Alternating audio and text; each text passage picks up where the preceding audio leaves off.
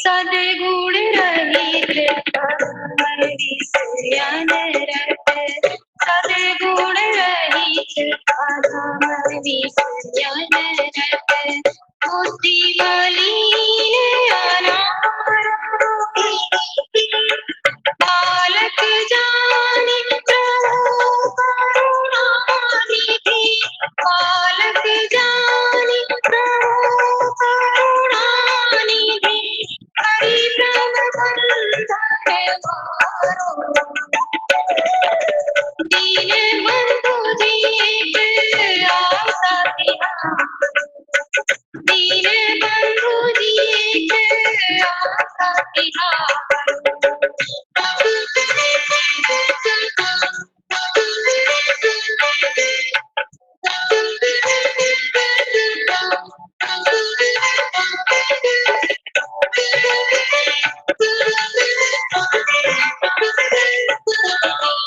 मोह के जाल कराल विशाला, मोह के जाल कराल विशाला, टूटे न बहुत विचारो,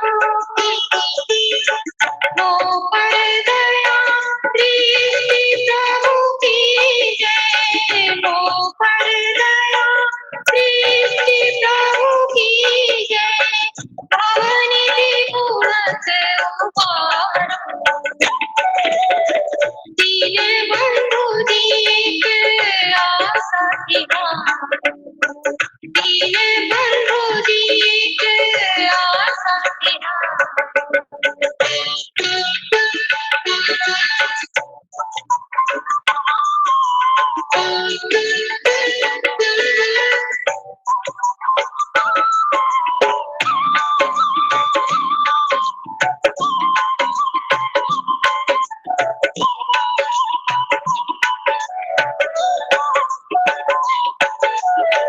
विषय वासना छूटत नाही, विषय वासना छूटत नाही, बहुत ग्रंथ कतिहारो, विमल विराग दया स्वामी के, विमल विराग दया स्वामी के, सकल प्रभु पड़े सूरत समारो, दीन बंधु दीन आसा तिहारो, दीन बंधु दीन आसा तिहारो।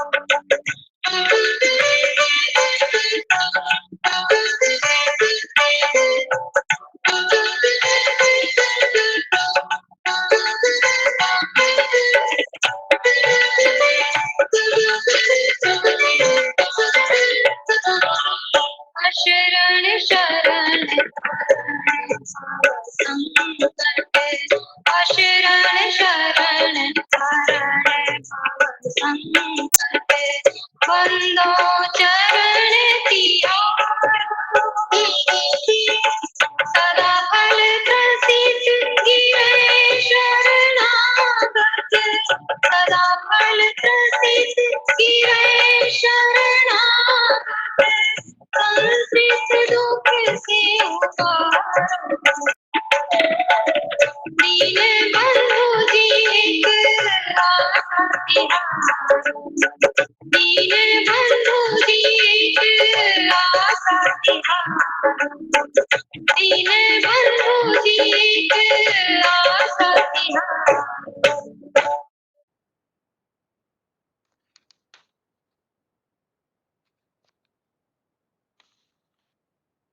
सभी उपस्थित लोगों को गुड मॉर्निंग और जय शहुदेव। मैं सुधांशु विल्मिंगटन डेलावेयर से आज के सत्संग को ज्वाइन किया हूँ। हर सप्ताह शनिवार और रविवार को इस ब्रिज लाइन पर हम सभी सद्गुरु के इस ज्ञान का, विहंगम योग के इस विमल ज्ञान का चर्चा करने के लिए, उस ज्ञान से लाभ उठाने के लिए और विहंगम योग में वर्षों से सद्गुरु की सेवा में लगे हुए स्वामी जी के उन सेवाजित शिष्यों के अनुभवों और विहंगम योग के बारे में उनके व्याख्यान को सुनने के लिए इस विशेष सत्संग में हम सभी जुड़ते आ रहे हैं। उसी क्रम में आज हम सभी पुनः इस ब्रिज लाइन पर इस विशेष सत्संग के सत्र में एकत्र हुए हैं। जैसा कि हम सभी जानते हैं, भक्ति में सत्संग की कितनी महत्ता है। सद्गुरुदेव ने तो विहंगम योग के 3 प्रमुख स्तंभों में सत्संग को रखा है। इसका क्या तात्पर्य है? इसका तात्पर्य यह है कि बिना सत्संग के गुरु की भक्ति पूर्ण नहीं होती। सेवा, साधना और सत्संग, इसकी त्रिवेणी ही भक्ति की संपूर्णता है। यदि हम अपने वेद वेदांगों में भी देखें तो वहां भी तो यह चर्चा आई है, भक्ति सुतंत्र सकल सुख खानी, बिनु सतसंग न पावहीं प्राणी। स्वामी जी ने क्या कहा स्वरवेद में? भव सागर परवाह में, सूझे वार न पार, जीवन जन्म जहाज का, सतसंगति पतवार। तो हम सभी अत्यंत सौभाग्यशाली हैं कि सद्गुरु के इस विमल ज्ञान से जुड़े हैं और उस विमल ज्ञान को आज पुनः अपने अंदर धारण करने के लिए इस सत्संग से जुड़े हैं। तो चलिए आज के सत्संग को हम आरंभ करते हैं। जैसा कि आप सभी को ज्ञात है कि आज के इस सत्संग में हमारे मुख्य अतिथि, हमारे प्रमुख वक्ता आदरणीय श्री भारत रत्न जी हैं, जो दिल्ली संत समाज से हमारे बीच पधारे हैं। इनके बारे में कुछ भी कहना बहुत कम होगा। मैं तो इन्हें करीब सन 2008 से जानता हूँ और जब से जाना है, सद्गुरु की सेवा में ही इनके संपूर्ण समय को बीतते हुए देखा है। तो हमारा सौभाग्य है कि आज हमें इनके अनुभवों को जानने का मौका मिलेगा, इनकी वाणी को सुनने का मौका मिलेगा। लेकिन सर्वप्रथम हम सत्संग का आरंभ करेंगे सद्गुरुदेव के आवाहन के द्वारा, स्वागत गान के माध्यम से। सत्संग के आरंभ को सद्गुरुदेव के आवाहन से प्रारंभ करने के लिए मैं आमंत्रित करना चाहूँगा ममता जी को कि आप आएं और स्वागत गान के माध्यम से सद्गुरुदेव का आवाहन करें। आप ममता जी। थैंक यू सुधांशु भैया। सद्गुरुदेव आप सभी को स्वागत गान। आज स्वागत नित्य गुरुवर, संत शुभागम आइए। अध्यात्म विद्या दिव्य ज्योति, सोम रस बरसाइए। दोष दुर्गुण दूर करी के, शुद्ध हंस बनाइए। भेद गम गति ज्ञान गर्जन, शक्ति द्वार हटाइए। खुले द्वारा शब्द सागर, भक्त जन नवाइए। जन सदा फल विश्व शिक्षक शान आन बचाइए। आज स्वागत नित्य गुरुवर संत शुभागम आइए। बोलिए सद्गुरुदेव भगवान की जय। Thank you and back to you Sudhanshu ji. बहुत बहुत धन्यवाद ममता जी। आपने बड़ी ही सुंदर वाणी से स्वागत गान के माध्यम से सद्गुरुदेव का आवाहन किया और आज के सत्संग सत्र का शुभारंभ किया। अब सद्गुरुदेव की उपस्थिति में उनके चरणों में प्रार्थना अर्पण करेंगे। संपूर्ण विश्व की शांति और मंगल कामना हेतु मंगल गान के द्वारा मंगल गान को सद्गुरुदेव के चरणों में अर्पण करने के लिए मैं आमंत्रित करना चाहूँगा ईशा जी को कि आप आएं और सद्गुरुदेव के चरणों में मंगल गान को अर्पित करें। आप ईशा जी। थैंक यू सुधांशु जी। जय सद्गुरुदेव आप सभी को। मंगल गान। विश्व शांति नाम मंगल परम गुरु को ध्याये। वर्ग द्वंद शांति दूर कर भाव भेद मिटाइए। सार्वभौम समष्टि सत्ता ध्यातम राज बनाइए। भेष भाषा भाव जगमय ज्ञान पर दर्शाइए। समृद्धि सुख शांति धरातल स्वर्ग भूमि बना।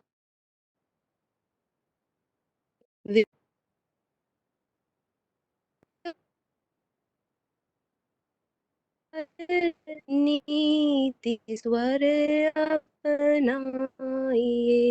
विश्व शांति नाम मंगल परम गुरु को ध्याये। बोले सद्गुरुदेव की जय। Back to Sudhanshu ji. बहुत बहुत धन्यवाद ईशा जी। आपने बड़ी ही सुंदर वाणी से सद्गुरुदेव की उपस्थिति में विश्व के मंगल कामना के लिए प्रार्थना की। आपको बहुत बहुत साधुवाद। अब हम बढ़ चले हैं आज के सत्संग के उस अगले पड़ाव में जहाँ पर आज हम सभी सुनेंगे श्री भारत रत्न जी की अनुभव वाणी को, विहंगम योग से जुड़े उनके संस्मरण को और उनकी दृष्टि में विहंगम योग से जुड़े हुए न जाने कितने विषयों पर उनकी भावनाओं को।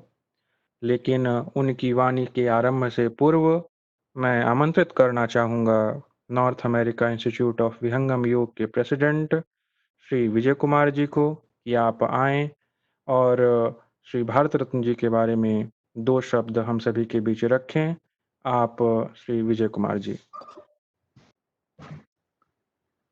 जय श्री सद्गुरुदेव भगवान।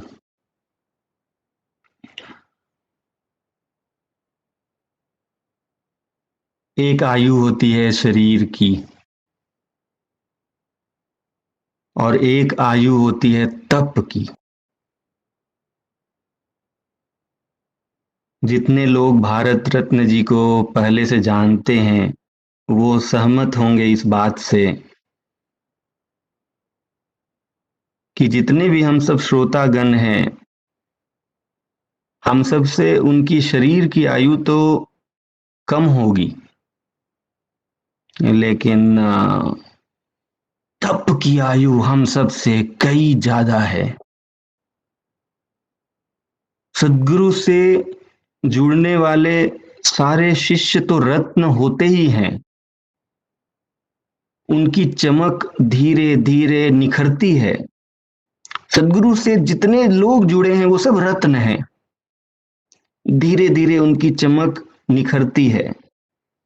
लेकिन ये हमारे प्रिय भारत रत्न हैं जो जन्म से ही ऐसी तप को लेकर पैदा हुए हैं कि सदगुरु की वाणी सुनते ही न्योछावर कर देना, समर्पित हो जाना, लेखनी और बोली में सरस्वती की धारा बहाना, ये साबित करता है कि तप जो पूर्व जन्म का होता है वो समाप्त नहीं होता। भारत रत्न जी हम सब के लिए आत्मविश्वास हैं कि जिस सदगुरु के यात्रा में, ज्ञान गंगा में आज हम ओतप्रोत हो रहे हैं, आज जिस तप को हमने शुरू किया है, ये तप विफल नहीं होने वाला है। एक जन्म में अगर हम पूरा नहीं कर पाए योग की यात्रा, तो अगले जन्म में भी हमारा ये तप साथ देगा। उसका प्रमाण है हमारे प्रिय भारत रत्न जी। तो आए हम भारत रत्न जी के उन वाणियों में डूब जाएं जिनमें विनम्रता होती है, जिनमें श्रद्धा होती है, जिनमें शांति होती है, जिसमें विवेक होता है, जिसमें सुंदर आभूषण जड़े होते हैं, जिसको सुन करके हम भी चरित्रवान बन जाएंगे, हम भी ज्ञानवान बन जाएंगे, हम में भी विवेक आ जाएगा, शांति आ जाएगा। भारत रत्न जी से आग्रह है कि वे अपने हृदय के भाव को खुल करके यहाँ पे व्यक्त करें और हम सबको कृतार्थ करें। भारत रत्न जी।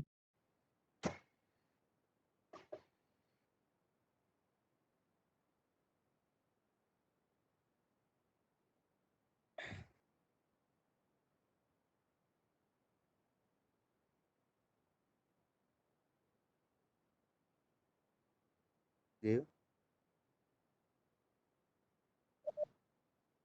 जय सदगुरुदेव। आवाज आ रही है? जी जी, आपकी आवाज आ रही है, बोलें आप।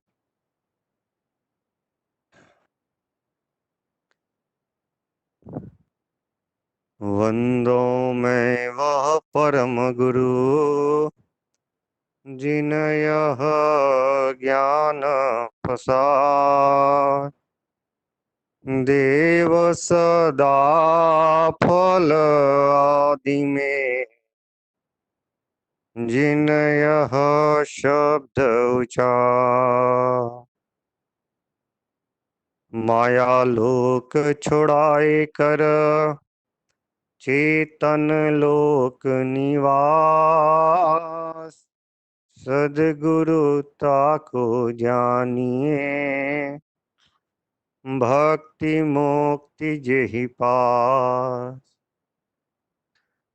अमित श्रेष्ठि पर ले गए लीला विविध प्रकार, सतत एक समरहत हो सद्गुरुदेव हमार। आत्म भूमि जग भूमि में और भूमि तीन पाद, गमन करो तीन भूमि में अत्रिभनत श्रुतिवार। शरण शरण में शरण हूँ हे गुरु बंदी छो, मोहि उबारो हे गुरु यह 100 बार निहो। परम आराध्य, पल पल वंदनीय, व्यक्त व्यक्त रूप से सर्वत्र विद्यमान, अनंत दया के सागर, अध्यात्म मार्तंड, मुमुक्षु आत्माओं के सर्वस्व, सद्गुरु सत्ता की चरणों में सतत नमन, दंडवत प्रणाम।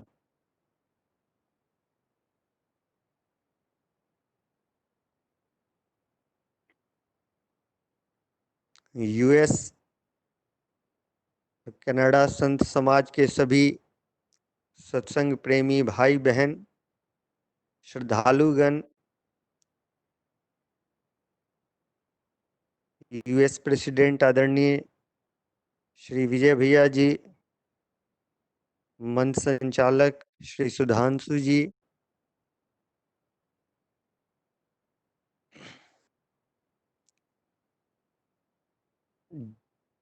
मुझे तो पहले ही काफी डरा दिया। ऐसी उदार भावना से आपने जो परिचय दिया है, जिसका तो मैं कहीं से हकदार भी नहीं, लेकिन यही प्रेम और प्रोत्साहन किसी को भी मिले तो कोई भी इस आध्यात्मिक यात्रा में आगे बढ़ने का साहस कर सकता है।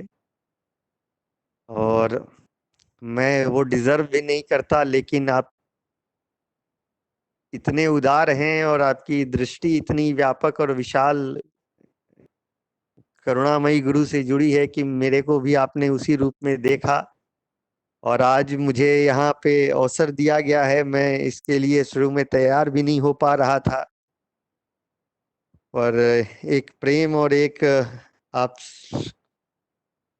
एक निर्देश दोनों को लेते हुए मैंने संत नामदेव जी महाराज के समक्ष भी अपनी असमंजसता की स्थिति को रखी कि मैं इस सही में इतने प्रेस्टिजियस और इतने इंटरनेशनल लेवल के प्लेटफॉर्म पे यूं बोलने के लिए स्वयं को नहीं योग्य मानता। और इस तरह की बात है तो संत नामदेव जी महाराज ने फिर कहा कि नहीं, स्वामी जी के चरण को स्मरण करके आप जो भी जीवन में है उसको बोलें। तो उनके आदेश का पालन करते हुए, गुरु के चरणों को स्मरण करने का प्रयास करते हुए, गुरु चरणों में ही प्रार्थना है कि जो भी वाणी से निकले वो सिद्धांत के अनुकूल हो और जो मुझसे अपेक्षित है वो मैं रख पाऊं।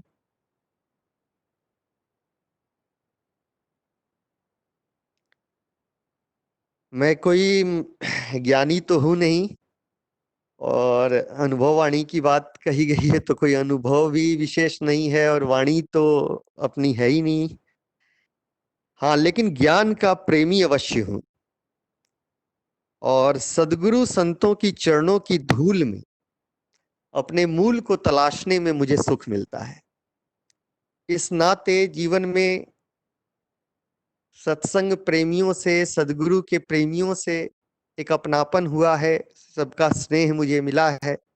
ये भी बड़ा एक अद्भुत संयोग है। मैं जब इस दिशा में रुख कर रहा था तो विजय भैया का जो शुरू में मार्गदर्शन मिला, जब मैं नया नया इस क्षेत्र में गुरु के आदेश में प्रचारक के रूप में जा रहा था, उस समय आपने काफी सहयोग भी दिया था। जब भी दिल्ली से गुजरना हुआ, अंजलि भाभी जी भी साथ में थी।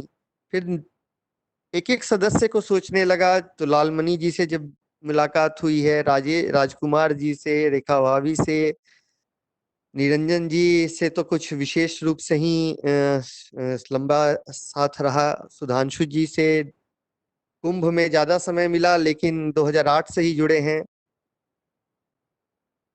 और विजय दालुकर जी एक हैं जो, उनसे भी 10 वर्ष पूर्व ही परिचय हुआ था। रश्मि जी, योगेश जी, योगेश क्षीरजागर जी से कम समय में पिछले 1 वर्षों के अंदर काफी लगाव बढ़ता चला गया है। कई मौकों पे स्वामी जी के साथ मतलब दर्शन के समय साथ रहना हुआ, और कुछ और भी सीखने को मिला उनसे। अंचल वर्मा जी हैं। नवीन जी 2-3 बार दिल्ली में स्वामी जी के दर्शन को आए तो संयोग से उनसे काफी कुछ इंटरेक्शन हुआ, कुछ समझा। सतीश जी जब जाने वाले थे यूएस, उस समय स्वामी जी के दर्शन को आए थे तो उनसे भी काफी चर्चा हुई, एक संस्मरणीय है वो भी। शिखा जी को पहली बार स्वरवेद देने के लिए संत नामदेव जी महाराज का आदेश हुआ था, और उसके बाद कई बार स्वामी जी के दर्शन के क्रम में वो अद्भुत संस्मरण सब कई निकल के आए। डॉक्टर सुभाष जी जब दिल्ली में थे तो कई कुछ उनके सेशंस को हम लोग अटेंड किए थे। डॉक्टर कुणाल जी भी दिल्ली में उस समय उपदेष्टा की सेवा जैसे ही मिली तब तक यूएस जाना हो गया। कृष्ण मुरारी अग्रवाल जी बीच में रहे थे और इस तरह से कई उत्कर्ष अस्थाना जी से का बड़ी प्रेरणा मिली उनसे मिलकर और बड़ा एकदम हृदय से एक लगाव सा रहा। साथ ही सतीश जी, ममता जी, ईशा जी, सानिका जी सबको साधुवाद देता हूँ। राहुल जी, रविशंकर जी से पहले बड़े इंटरेक्टिव रहा, हम लोग जब यहाँ पर थे तो कई सत्संग में कई प्रोग्राम में मिलते थे। ये पूरा एक यूएस संत समाज में इतने सारे जो नगमे हैं और सारे रत्न, वो तो सबका स्नेह है कि शायद ले आया है, नहीं तो मेरे को आत्मविश्वास की थोड़ी कमी थी। तो गुरुदेव को स्मरण करते हुए और आप सबके प्रेम से पहले एक चीज बोल दूंगा, कोई बहुत तो मुझे संस्मरण तो बहुत सारे हैं। अगर ठीक से देखा जाए तो जीवन जब से गुरु से जुड़ा तो हर क्षण आत्मिक आधार से संस्मरण ही है, हर क्षण संस्मरण है। लेकिन जब कुछ संस्मरण ऐसे होते हैं जो बुद्धि को ज्यादा लुभावनी लगती है या बुद्धि को ज्यादा संतुष्टि प्रदान करता है और अमूमन उसी को सुनना लोग चाहते हैं। और मेरी अपनी जो दृष्टि है उसमें मैंने संस्मरणों को 3 धाराओं में रखा है, मतलब 3 भागों में मैं देखता हूँ। एक वो संस्मरण जो बिल्कुल नितांत आपके ऐसे आध्यात्मिक अनुभव होते हैं जो गुरु के अतिरिक्त कहीं प्रकट नहीं किए जाते या नहीं करने चाहिए, जैसा आदेश निर्देश है। हाँ, गुरुदेव कह दें तो संस्मरण कहीं भी रखा जा सकता है जब वो प्रमाणित हो और उनकी अनुमति मिले। दूसरे संस्मरण जो कि कुछ विशेष गुरु भाई बहन जिनके जीवन में सदगुरु ही अनन्य शरण है, सदगुरु के वो शिष्य हैं, गुरु के अतिरिक्त कुछ नहीं, तो उनके प्रेम, उनके समर्पण एक हाव भाव में हम लोग ऑफ माइक कह सकते हैं, बैठ के कुछ संस्मरणों की चर्चा हो जाती है। जैसे कोई कन्या है, कुछ बातें तो सिर्फ पति के साथ करेंगी, कुछ जो है विवाहिता अपनी सहेलियों के साथ करती हैं और बाकी जो अपने घर परिवार मित्र सबके बीच करती हैं। तो कुछ संस्मरण है जो सबके बीच रख सकते हैं। वैसे संस्मरणों पे मेरा अपना एक भाव है कि वो वैसे ही संस्मरण होने चाहिए जो बिल्कुल प्रामाणिक हो। दूसरा जिसमें गुरु की महिमा गाई जाए, तीसरा जिससे सिद्धांत स्पष्ट हो, चौथा जिससे सेवा सत्संग की प्रेरणा मिले।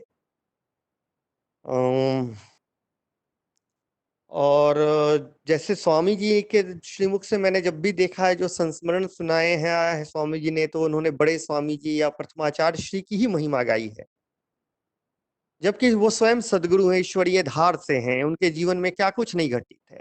हो सकता है अमृतवाणी के अतिरिक्त कोई शिष्य बड़ा ही विशेष समर्पण बताते हैं। तो गुरु स्वभाव मम वृत्ति हो आज्ञा भंग न होए, जो एक प्रार्थना होती है स्वरवेद की वाणी के आधार पे कि वही स्वभाव की गुरु की महिमा गाई जाए। ये बात है मैंने पहले इसलिए कही क्योंकि इतना गरिमामय मंच है। जैसा बताया गया कि रिकॉर्डिंग भी होती है, यूट्यूब पे जाती है, कहीं भी कोई सुने तो एक संस्मरण में अगर मान लेते हैं, मैं एक संस्मरण सुनाऊं कि मुझे स्वामी जी ने प्रकट होकर दर्शन दिया, 10 आदमी नए सुनते हैं, उससे उन्हें क्या मतलब फर्क पड़ेगा? वो मेरे आचरण को देखते हैं, वो मेरे बिहेवियर को देखते हैं कि अगर गुरु का दर्शन मिला तो तुम में कितनी शीतलता आई, आप में कितना क्षमा का गुण बढ़ा, करुणा बढ़ी, दया बढ़ा, कितना हम्बल आप हैं, कितने पोलाइट हैं, काम क्रोध लोभ मोह ईर्ष्या द्वेष कितना दूर हुआ। तो व्यक्ति तो ये जज करता है, हम उसको बहुत कुछ बताएं। बहुत ऐसे भी भाई हैं जो कि सहसा विश्वास कर लेंगे, हाँ सही है, लेकिन इसी एक आध्यात्मिक मर्यादा का चोला पहन के अगर संस्मरण सुनाया जाए तो वो बहुत ही अच्छा रहता है। और कहीं ना कहीं कई बार संस्मरणों के बीच में लोग गुरु की महिमा के बजाय उन संस्मरणों में अपनी प्रशंसा छुपी हो जाती है कि मुझे ऐसा हुआ, मैंने ऐसा देखा, मेरे को ऐसा दर्शन मिला, मेरे साथ ये आध्यात्मिक क्रिया हुई। तो इनसे मुझे लगता है कभी कभी थोड़ा बचना चाहिए। जैसे स्वामी जी ने चतुर्थ मंडल 13वें अध्याय में लिखा है कि जो अध्यात्म के अनुभव है वो बड़े गुप्त होते हैं और बड़े मूल्यवान हैं, वो अमूल्य हैं, सदगुरु के समक्ष कहीं प्रकट न करें। जब गुरु कह देता है तो वो प्रकट कर सकते हैं।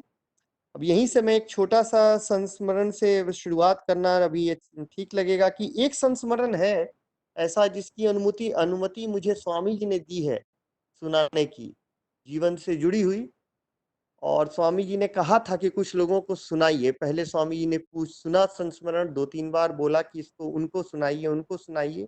तो आदेश जब हो गया, तो इस संस्मरण में है क्या कि मेरे पिताजी को, हम लोग को एक्चुअली घर पे कोई इस तरह से आया नहीं था विहंगम योग का संदेश देने, पर हमारे फादर को एक दृश्य दिखता था जिसमें कि बड़े स्वामी जी दिखते थे, लेकिन उनको वो पहचानते नहीं थे। एक साधु महात्मा वो सोचते थे कि हैं, और एक जल प्रलय सा दृश्य दिखता था जिसमें कि वो उनको बाह पकड़ के और उसमें से बाहर खींच के निकाल देते थे। जब भी ऐसा हो उनकी निद्रा खुल जाए, और लगभग वही 3 बजे का समय सुबह का होता था, फिर नींद लगती नहीं थी। ऐसे ही ये दृश्य कई बार आया, और जब ये घटना बहुत बढ़ गई तब तक मतलब 30-35 वर्ष उनके जीवन के बीत गए थे, या 40 वर्ष से भी ज्यादा हो गया होगा। तो उस समय जब ये फ्रीक्वेंसी बढ़ गई, उसी समय वो बड़े स्वामी जी के उस घटना को देख के उनको मतलब जिज्ञासा में ढूंढने निकले कि क्या होता है मेरे साथ। तब इन शॉर्ट एक सत्संग का क्रम पकड़ाया कुछ लोगों से जो ऑफिस के ही थे, और वो वर्तमान आचार्य श्री तक पहुंचना हुआ। वर्तमान आचार्य श्री ने जब देखा है तो इन्होंने उनका दाहिने पांव का अंगूठा छू लिया है, और स्वामी जी प्रसन्न है। और स्वामी जी ने उस समय इनसे इनका परिचय पूछा और इनके बाह को पकड़ लिया, बोला हाँ आपको तो आना ही था। इतना कहते हैं इनके पूरे बॉडी में वाइब्रेशन होता है और आंखों से आंसू निकलने लगता है। स्वामी जी से प्रार्थना होती है उपदेश की। स्वामी जी वहीं पे उनके साथ जो उपदेष्टा थे उन्हें कहते हैं कि इनको उपदेश कर दीजिए। उपदेश हो गया और उसके बाद ये घर आते हैं। इनको फोटो दिया गया बड़े स्वामी जी का, आंखों में आंसू था, ठीक से समझे नहीं। जब बाद में देखते हैं फोटो, बोले ये किनकी फोटो दे दी, तो स्वामी जी की फोटो ही नहीं है। पूछे तो बोले अरे यही तो वो है बड़े स्वामी जी सदागुरु सदाफल देव जी महाराज। तो इन्हें बड़ा आश्चर्य लगा, क्योंकि वहां पे जहां पर गए थे वो प्रोग्राम में स्वामी जी की वो तस्वीर लगी थी जो बिना दाढ़ी की थी।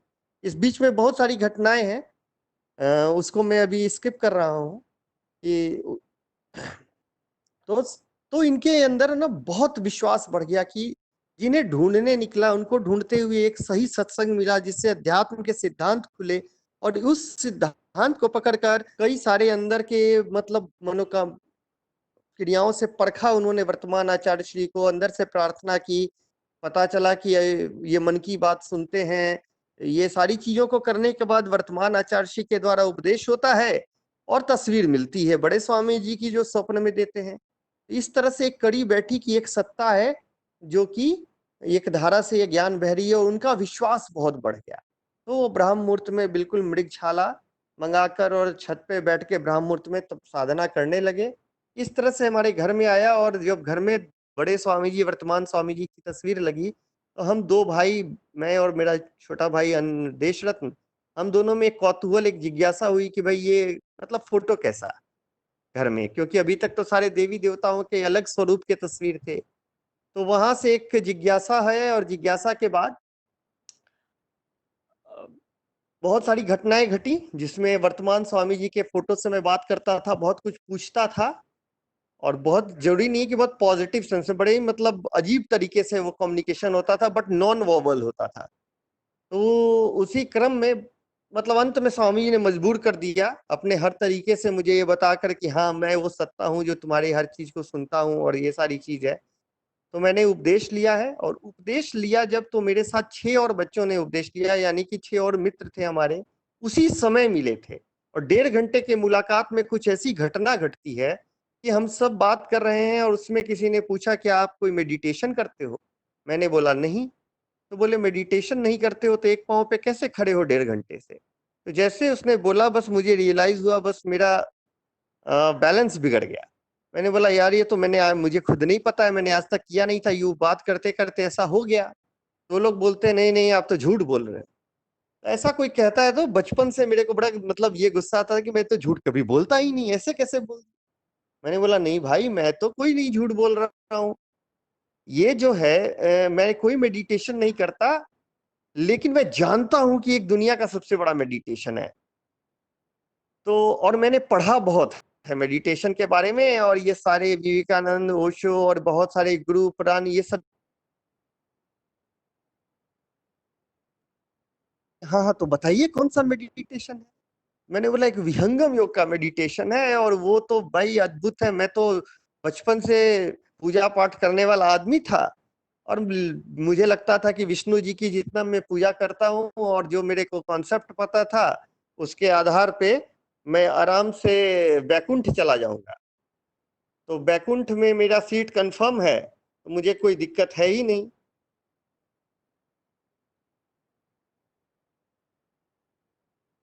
लेकिन बाद में मेरे एक मित्र ने कहा कि अगर तुम कुरान नहीं पढ़ोगे, तो कुरान को नहीं फॉलो करोगे, तो तुमको जन्नत नहीं मिलेगा। तब से मेरा ये हुआ कि ये सारे जितने भी पंथ हैं, ये सब मृत्यु के बाद क्यों कह रहे हैं कि ईश्वर मिलेगा, खुदा मिलेगा, गॉड मिलेगा। जीवन काल में कोई दे दे तो माने। और यही सर्च का मुझे आंसर यहाँ पे मिला है, लेकिन अभी तक मैं इनिशिएट नहीं हो पाया हूँ। 6 महीने से मैं खुद चाहता हूँ, और जब मुझे मतलब लोग कहते थे तो मैंने बहुत टाइम लगा दिया, और जब मुझे परिचय मिला इस गुरु का, तो मैं 6 महीने से मिल ही नहीं रहा। तो बोले अरे भाई, अगर हम हो ना तो हम सब सीखेंगे। यहीं से स्वामी जी ने कुछ ऐसा किया कि जैसे प्रचारक के जीवन का आदेश था, वो 6 बच्चों के बीच में 7वां मैं, और बोला गया, और 6 सेकंड में एक आ जाते हैं गुरु भाई, और वो कहते हैं कि अरे भारत जी हम कैसे हैं। बोले अरे आप यहाँ कैसे। अरे नहीं, बस ऐसे ही गुजर रहे थे, तो हमने सोचा आपसे भी मिलने, पता चला आप आजकल इधर रह रहे। तो हमने बोला देखिए ना, ऐसे ऐसे हम सब लोग जो है साधना सीखना चाहते हैं। तो बोले अरे, तो यहीं पे तो प्रोग्राम होने वाला है, एक छोटा सा सत्संग है, वहाँ उपदेष्टा जी भी आएंगे, आप लोग चलिए। तो वहां पर हम 7 बच्चे चले गए, और हम लोग को उपदेश हो गया, लेकिन हम लोग को फोटो वगैरह नहीं दिया गया स्वामी का। एक मंत्र बस लिखा हुआ था, और अर्थ था बस एक कागज था, उसमें भी तस्वीर वगैरह ठीक से नहीं थी। हुआ कि बाद में मिलेगा। हम लोग आए, 7 बच्चे, एक हफ्ते तक एक जगह थे हम, और सुबह सुबह 2:30 बजे हम उठते थे, स्नान करते थे और साधना करते थे। और हम लोगों ने कहा कि ब्रह्म विद्या के लिए ना ब्रह्म ब्रह्म ब्राह्म मुहूर्त बहुत ही अद्भुत है, अमृत बेला है, तो अमृत का एक बूंद भी नहीं छोड़ना है। ऐसे मतलब एक कौतूहल में हम लोगों ने ये विषय भी नहीं छोड़ना है। अगर स्वामी जी 3 से 5, 5:30 कहते हैं, या 3 से 6 है सूर्योदय के पहले का 1 घंटा, तो हम लोग उसके पहले स्नान कर लें, और उसके बाद पूरा 3 घंटा बैठेंगे साधना। तो ऐसे करके 7 दिन तक ये हुआ, और फिर हम सब आपस में अलग अलग बिखर गए। अब समय बीतता रहा, बीच में बहुत घटनाएं आई, और इस बीच में भी बहुत सारे संस्मरण हुए। अगर वो सब भी सुनाने लगे तो शायद जो आज कुछ मैंने 5-6 सोचे हुए हैं अच्छे संस्मरण, वो भी अच्छे हैं, लेकिन शायद वो छूट जाए। तो अब समय बीतता चला गया, और 2008-9 आ जाता है। इस बीच में मेरा थोड़ा सा इंक्लिनेशन बढ़ गया, ग्रेजुएशन पोस्ट ग्रेजुएशन हो गया है, और मैं आश्रम में जाना आना अधिक कर दिया। दिल्ली में भी कुछ सेवा उपदेष्टा वगैरह की 2008 में मिल गई। तो 2009 में निर्वाण दिवस था, जब मैं उधर जा रहा था, तो मुझे ऑर्कुट पे ढूंढकर मेरे एक मित्र ने मुझे कॉल किया, जिन और उन्होंने मेरे साथ मतलब वो पहली बार जो साधना उन्हें भी बताई गई। तो वो फोन उस नंबर लेके उन्होंने कॉल किया, और बड़े घबराए हुए थे। मैंने बोला कौन, क्या। तो बोले मैं दीपक, मैं पहचान ही नहीं रहा हूँ, कौन दीपक। तो बोला याद है आपने एक श्री सुकृत देवाय नमः वाला मेडिटेशन सिखाया, वहां ले गए थे, बताया था। तो मैं याद किया, बोला अच्छा अच्छा दीपक, हाँ हाँ बताइए बताइए। तो मैं बोला वही ना विहंगम योग। बोला नहीं, विहंगम योग नहीं, श्री सुकृत देवाय नमः। तो मैं बोला जी जी जी, विहंगम योग का ही हम ऊपर, बोला वो कॉपी के ऊपर आप लिखते थे। तो मैंने बोला जी जी जी। तो बोले क्या हुआ, आप कर रहे हो। तो बोला हाँ, मैं तो उस दिन से रेगुलर करता हूँ। तो मैंने बोला अभी आप कहाँ पे हो। तो उसने कहा कि मैं तो आईआईटी खड़गपुर में हूँ, एमटेक कर रहा हूँ। मैंने बोला आईआईटी खड़गपुर में, यार तुम्हारा तो मेडिकल का प्रिपरेशन कर रहे थे। और वो लड़का ऐसा था कि उसको मतलब पास मार्क्स आ जाए, इसके लिए हनुमान जी पे लड्डू चढ़ाता था। मैंने बोला तू आईआईटी कैसे चलेगा भाई। तो बोला क्या करें, उस समय तो मेडिकल क्लियर हुआ नहीं था, तो बस मैंने ऐसे ही एडमिशन ले लिया जियोलॉजी ऑनर्स में। और इस मेडिटेशन से धीरे धीरे मेरी पढ़ाई बहुत अच्छी हो गई। फिर मैं मतलब पहले डिस्टिंक्शन मार्क्स आया, फिर मैं टॉपर बना, फिर इस तरह करते करते यहाँ पे आ गया। तो मैंने बोले और अब कैसा चल रहा है। तो कहा कि वो सुबह सुबह तो मैं 2 घंटा करता ही हूँ मेडिटेशन, और ब्रह्म मुहूर्त में स्नान करके ये रेगुलर मैं कर रहा हूँ। लेकिन अभी एक साधु बाबा प्रकट हो गए थे, और वो आके बोल रहे हैं कि तुम्हारी भूमि पर जो है ये है, दूसरी भूमि में यहाँ पे साधना करना है कि क्या करना है। तो ये भूमि क्या होता है? तो मैंने बोला, और कुछ साधु बाबा भी कुछ अजीब तरीके का बोल रहा था, तो मैंने बोला कि वो तो सदगुरु सदाफलदेव जी महाराज ही ना, जो स्वामी जी। तो बोले नहीं, स्वामी जी तो कोई और थे, ये कोई और ही साधु आए हैं, मुझे बहुत डर लग रहा है। तो मैंने बोला क्यों? कहा क्योंकि लाइट ऑफ रहता है और कमरे में सब कुछ मुझे दिखता है, और पूरा शरीर में एक एक एनर्जी सी रहती है, वाइब्रेशन सा रहता है, मेरा पूरा फोरहेड जो है वो ठंडा सा हो जाता है, एकदम शीतल। मतलब उससे आपको कोई प्रॉब्लम? बोला नहीं, मुझे तो अच्छा लग रहा है, लेकिन डर लग रहा है कि वो फिर कहीं आ जाएंगे रात में, और कौन थे, और गुरुदेव ऐसे करके, मतलब वो कुछ। तो मैंने बोला एक बार आप जरा vihangamyog.org वेबसाइट को लॉगिन करिए। जब उन्होंने लॉगिन किया तो एकदम मतलब आश्चर्यचकित, कहता अरे यही तो आए थे। तो मैंने बोला यही तो है सदगुरु सदाफलदेव जी महाराज। तो उसने कभी इनकी तस्वीर नहीं देखी थी, और एक बार वर्तमान आचार्य श्री की झलक मिली थी उसे। तो जिस व्यक्ति को, अच्छा गुरु मंत्र भी भूल गया था, बस एक चीज ये आदेश था कि गुरु का आदेश है कि ये साधना करनी है ब्रह्म मुहूर्त में, और श्री सुकृत दवाय नमः आता। फोटो भी नहीं, लेकिन जो गुरु के स्वरूप को नहीं जान रहा है, नाम नहीं याद है ऑर्गेनाइजेशन का, लेकिन आदेश है तो गुरु से देख रहे हैं, उसको ये भी नहीं मालूम है कि विहंगम योग की साधना में 5 भूमियां होती हैं। तो सदगुरु उसको अपने मंडल से देखते हैं, समय आने पे गुरु प्रकट होते हैं जीवन में उसके। सांसारिक तो सारी प्रगति हो ही रही है, आध्यात्मिक विकास भी हो रहा है। कई लोग जाते हैं प्रार्थना करने की मुझे दूसरी भूमि का उपदेश कर दीजिए, मेरा ये हो गया है। लेकिन एक समय है, अगर हम सही तरीके से अपनी तैयारी करते हैं, करते तो एजुकेशन सिस्टम खुद बताता है नर्सरी के बच्चे को कि अब जाना है तुम्हें केजी में, फिर यूकेजी में। फिर वो बच्चे को तो थोड़ी पता है पहले से, तो ऊपर से एक सिस्टम तैयार किया हुआ है, तुम अपना काम अच्छे से करो, वो सत्ता खुद लेके जाएगी। इस दुनिया में कोई दूसरी सत्ता नहीं है जो कि ऊपर खींच रही हो, यानी जिसके जो चेतन केंद्र की ओर हमको ले जा रही हो, जो ऊर्ध्व की ओर ले जा रही है, वो एक ही सत्ता है, और वो सत्ता देखती है हर पल।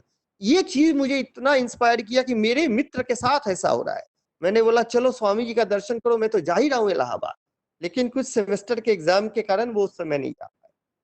तो ये संस्मरण अचानक स्मरण हुआ, तो मैंने रखा। अब मुझे याद आता है कि शायद आज से 6 वर्ष पूर्व की बात है, यूएस से ही स्वामी जी का आगमन वापस दिल्ली में हुआ था, यूएस का दौरा था। वहां से जब स्वामी जी आते हैं तो रोहिणी आचार्य निवास दिल्ली में स्वामी जी का आना हुआ, और हम लोग सामान वगैरह सब जो भी ब्रीफकेस और ये सब आए थे, सब लेकर स्वामी जी के कक्ष में कमरे में रखते हैं। तो वहां पे स्वामी जी ने संयोग से, मैं अकेला ही था उस समय कमरे में, तो स्वामी जी ने बोला कि जरा सा ये बैग को इधर ले आइए।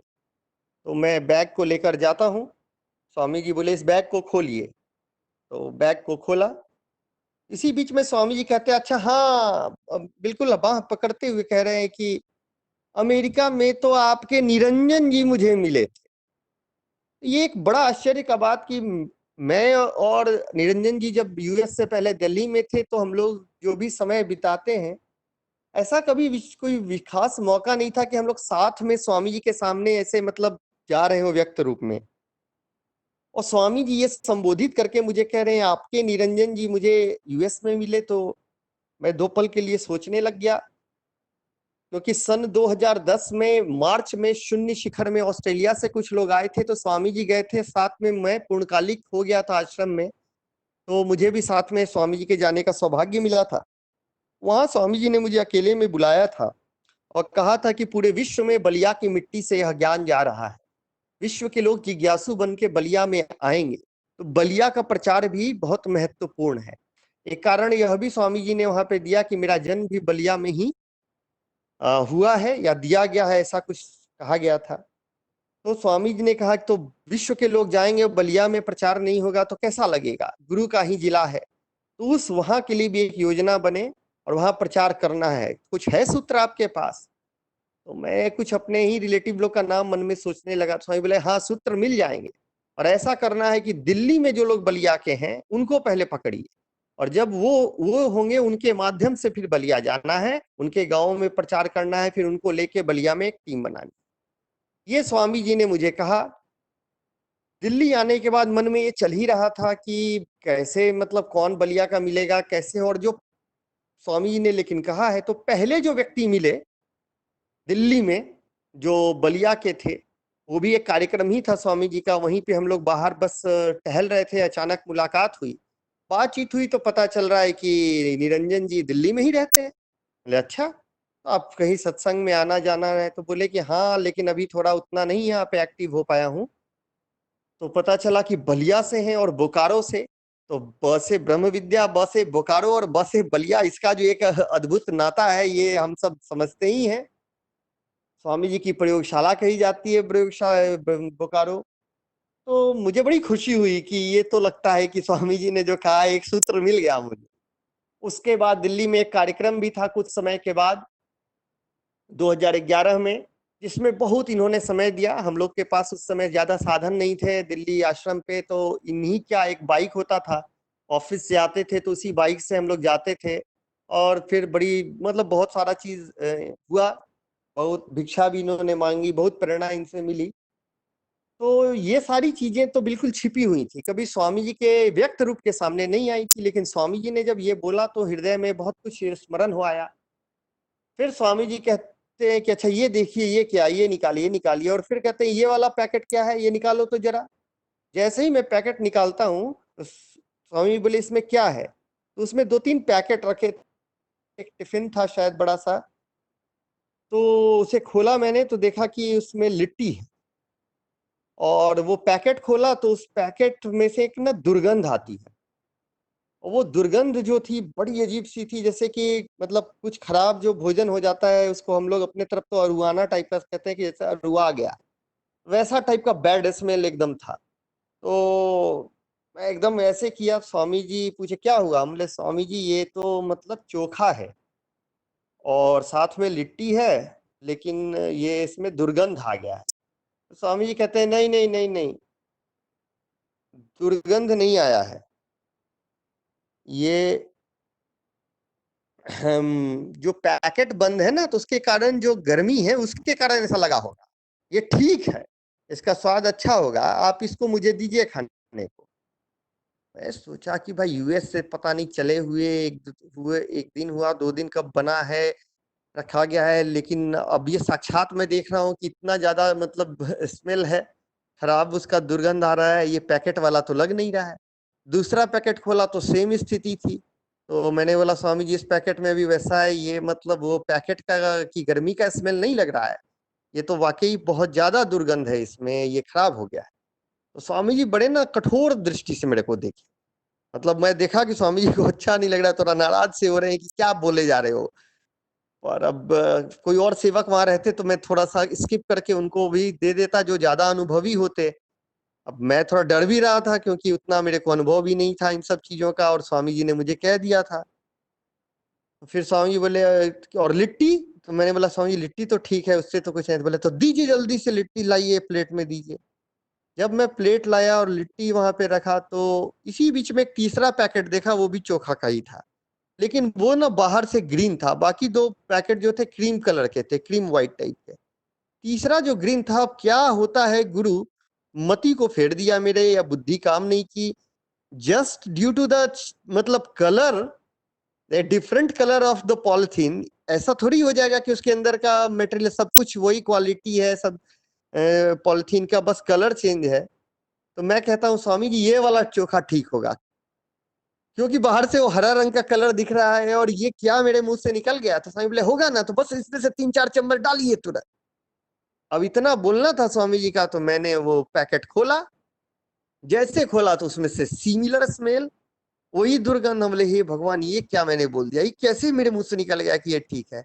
ये दोनों जब है तो ये भी तो वही चीज है, सेम समय में रखा गया है, सेम तरह का। तो अब थोड़ा असमंजस में पड़ गया मैं कि कैसे करूं। एक तरफ तो सदगुरु का आदेश है, एक तरफ मुझे लग रहा है कि ये ठीक नहीं है कि मैं सदगुरु को, जो स्वामी जी हैं, ईश्वर हैं, और इनको मैं मतलब ऐसा चीज खाने के लिए सामने में रखूं जो खराब है।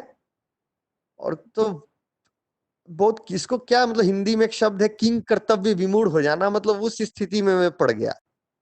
डिलेमा टाइप का जो स्टेट होता है, और बहुत अंदर से डर भी गया था। तो फिर मैंने आंख बंद करके एकदम मतलब थोड़ा सा स्वामी जी को याद किया, मतलब जो स्वामी जी सामने दिख रहे थे उन्हीं को याद किया आंख बंद करके, जबकि कोल्ले पे सामने थे। अभी मैंने को अचानक अंदर से एक भाव आया, मैं बोलता हूँ कि स्वामी जी आप तो ईश्वर हैं, आप अंतर्यामी हैं, आप ये मेरे भाव को जान रहे हैं, और मैं ये जान रहा हूँ कि आपको ये चोखा नहीं खाना है, आपको तो जो शिष्य या शिष्या ने भेजा है उसका प्रेम ग्रहण करना है। और वो तो आपको जरूरी थोड़ी है कि 4 चम्मच खाएंगे तो ही होगा, थोड़ा सा भी तो देंगे तो हो ही जाएगा ग्रहण। तो ऐसा करके मैंने 2 लिट्टी रखी, और मतलब 1/10 जो स्पून का है, 1/10 भी क्या, उससे भी कम, जो tip of the ball pen होता है ना, उतना कम मैंने वो चोखा रखा, ये प्रार्थना की और कहा कि आपको बोलने की मुझे जरूरत नहीं, आप तो मेरे दिल को जानते हैं, इसलिए कि कोई आप तो ईश्वर हैं, इसलिए आप मुझे जान नहीं मैं क्या सोच रहा हूँ, तो आप उसका प्रेम ग्रहण कर लें, और बाहर से मुझे अब डांटिएगा नहीं कि 4 चम्मच नहीं दिया। ऐसे करके मैंने उतना डाल दिया और लिट्टी रख दी। तो स्वामी जी मुझे एकदम देखने लगे, थोड़ी देर तक बिल्कुल जैसे बहुत गंभीर दृष्टि से देखा। अब मैं सोच रहा हूँ कि क्या मैंने नजर झुका ली, तो स्वामी जी ने उंगली से उठाया, वो टच किया जो चोखा था, और उसको लेके ग्रहण कर लिया, और लिट्टी को तोड़ के थोड़ा खाया, और बाकी लिट्टी बोले कि ठीक है इसको खा लीजिए, और बाकी जितनी लिट्टियां थी बोले इसको प्रसाद स्वरूप दे दीजिए आश्रम में सबको। फिर स्वामी जी कहते हैं ये तो बहुत स्वादिष्ट था, तो बहुत अच्छा था, तो खराब नहीं, तो बहुत अच्छा था, ऐसे करके स्वामी जी बोले। अब मैंने बोला कि तो स्वामी जी को तो वो जो भी शिष्य ने या शिष्या ने जो दिया है, उसके तो भाव में जो सुगंध है सदगुरु को, उसको उससे मतलब, स्वामी जी तो उस प्रेम को ले रहे हैं, ये तो भोजन तो ग्रहण ही नहीं करना है, उनका भाव ग्रहण करना। तो ये बहुत मुझे मतलब, ये चूंकि मेरे जीवन में ये घटित हुआ और यूएस से रिलेटेड है, इसलिए मुझे ये संस्मरण रखने में थोड़ा सुख मिला, और समय शायद ज्यादा ले रहा हूँ। मुझे ज्यादा मंचों से संस्मरण रखने की आदत नहीं है, मतलब ऐसे मैं 4 दिन 5 दिन बैठ के संस्मरण बंद कमरे में शेयर कर सकता हूँ, इसलिए मेरे को थोड़ा सा एक्सक्यूज करिएगा अगर the way I am expressing उसमें बहुत सारी त्रुटियां होंगी। दूसरा संस्मरण मुझे स्मरण आता है कि 2014 के जुलाई का समय था, एक हमें फोन आता है मेरे एक मित्र का, तो वो उन्होंने बोला कि एक लेडी है जर्मनी से, वो मेडिटेशन सीखने चाहती हैं, मतलब थोड़ा उनको बताना पड़ेगा पहले, तो क्या आपके पास टाइम होगा, इस दिन हम लोग आएंगे। मैंने कहा, जी जी जरूर आइए, ये तो सौभाग्य की बात है। तो उस समय बनारस में वो थे और नौका विहार कर रहे थे, वहीं से फोन किया, तो उन्होंने एक डेट ले लिया कि इस डेट को हम लोग दिल्ली आएंगे, तो दिल्ली लेके उनको आ गए। जब वो दिल्ली पहुंचते हैं तो शाम में वो लोग आए हैं, शाम में थोड़ा सा हल्का जलपान हुआ, और उसके बाद आश्रम में हल्की चर्चा हुई, उनको मेडिटेशन टेक्निक शेयर किया गया, वो चली गई। नेक्स्ट डे सुबह सुबह 6 बजे उनका फिर फोन आता है कि ऐसा है कि हम लोग चाहते हैं ना कि दोबारा आज आ जाएं, और हम लोगों की फ्लाइट रात में है, तो हम लोग पूरे दिन चाहते हैं कि इस मेडिटेशन गुरु के बारे में और जानें।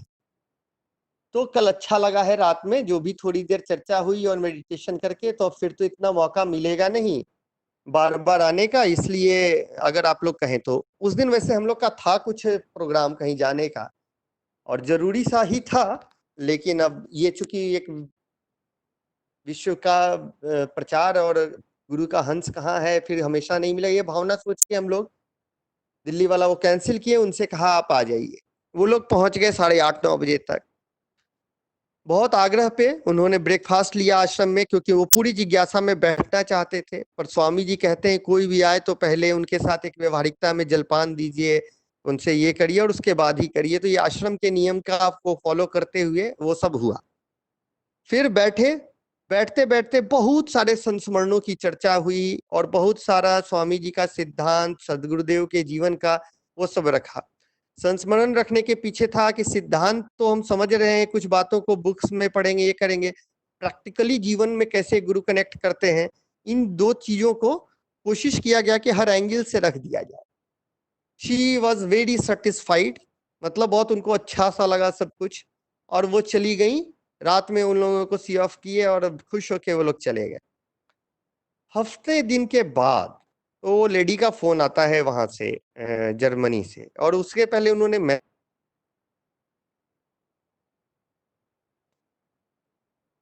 गुरु बायस्ड ऐसे करके उन्होंने मैसेज किया। तो मुझे बड़ा ये लगा कि ये क्या लिखी है, इज योर गुरु बायस। तो मैंने फिर कॉल किया व्हाट्सएप पे ही। तो फिर वो बोली कि देखिए, आपने जो संस्मरण सुनाया था वो मतलब जितनी बातें बताई उसमें तो एक बड़ी ये चीज है कि आप लोग जब भी चाहते हो, आप गुरु को भोजन का मतलब चाहते हो, जाते हो और वो ग्रहण करते हैं, आपका दिया हुआ भोजन मतलब प्रसाद जो भी उसे कहें, गुरु भोग ले लेते हैं ऐसे ऐसे करके। पर हम लोग तो यहाँ पे हैं, यूरोप में हैं, जर्मनी में हैं, तो हमें कैसे, हमारे लिए कि तो फिर वो चीज नहीं हुई सुविधा। ये तो गुरु बड़े ये हो गया, आप लोग के लिए तो बड़ी फैसिलिटी है। और ये जब पूरे विश्व के टीचर आप बोल रहे हो, कॉस्मोस के टीचर बोल रहे हो, तो फिर तो ये तो सबके साथ ये होना चाहिए। तो मैंने उन्हें दो बात कही कि अगर आप ठीक से संस्मरणों को याद करोगे तो दो संस्मरण भोजन से रिलेटेड मैंने उन्हें सुनाया था। एक संस्मरण ये था कि एक बुजुर्ग आते हैं बिहार या छत्तीसगढ़ से, और घूमते मतलब बड़े ढूंढते हुए दिल्ली में वो आचार्य निवास पहुंच जाते हैं। जब आचार्य निवास पहुंचते हैं तो उन्हें पता चलता है कि ये आश्रम नहीं, आचार्य निवास है। तो उन्हें बड़ी घबराहट होती है कि मेरे को तो जानकारी नहीं थी, और आचार्य निवास में तो बिना आदेश के नहीं आते हैं। तो वो तुरंत जाने की कोशिश करते हैं, फिर भी बहुत रिक्वेस्ट पे थोड़ा जलपान लिया और वो चले गए। लेकिन स्वामी जी के लिए वो थोड़ा मिठाई लेकर आए थे। अब जब चले होंगे ट्रेन में तो वहां से आते आते उसकी भी वही दशा हो गई थी, बड़ी खराब सा वो मतलब हो गया था। तो लेकिन स्वामी जी आते हैं जब, तो शाम में पूछते हैं कि आज कौन कौन आए थे, क्या क्या लाए थे। कई लोग दिल्ली से आए थे, कुछ कुछ भेंट था तो सब रखा, जो सेवक थे किचन में उन्होंने सब कुछ रख दिया स्वामी के सामने, वो मिठाई नहीं रखी। स्वामी जी बोले नहीं, कोई और नहीं आया था क्या? तो हुआ कि हाँ एक और आए थे, तो वो क्या लाए थे? बोले स्वामी जी वो खराब हो गया है। खराब हो गया है? कैसे खराब हो गया है? ऐसे करके स्वामी जी किचन में ही चले आए और वही पैकेट को खोलते हैं, बोले कौन, ये है क्या? और लेके थोड़ा सा खा लिया, कहते कहाँ खराब हुआ, ठीक तो है। तो ये एक संस्मरण सुनाया था। दूसरा मैंने सुनाया था कि एक बार मेरे अंदर ही भाव आया था। मैं गया था रोहिणी में। तो रोहिणी में मैं गया तो वहां पे देखा कि स्वामी जी हैं, और उस समय मैं आश्रम में नहीं रहता था, लेकिन जाना आना हो गया था।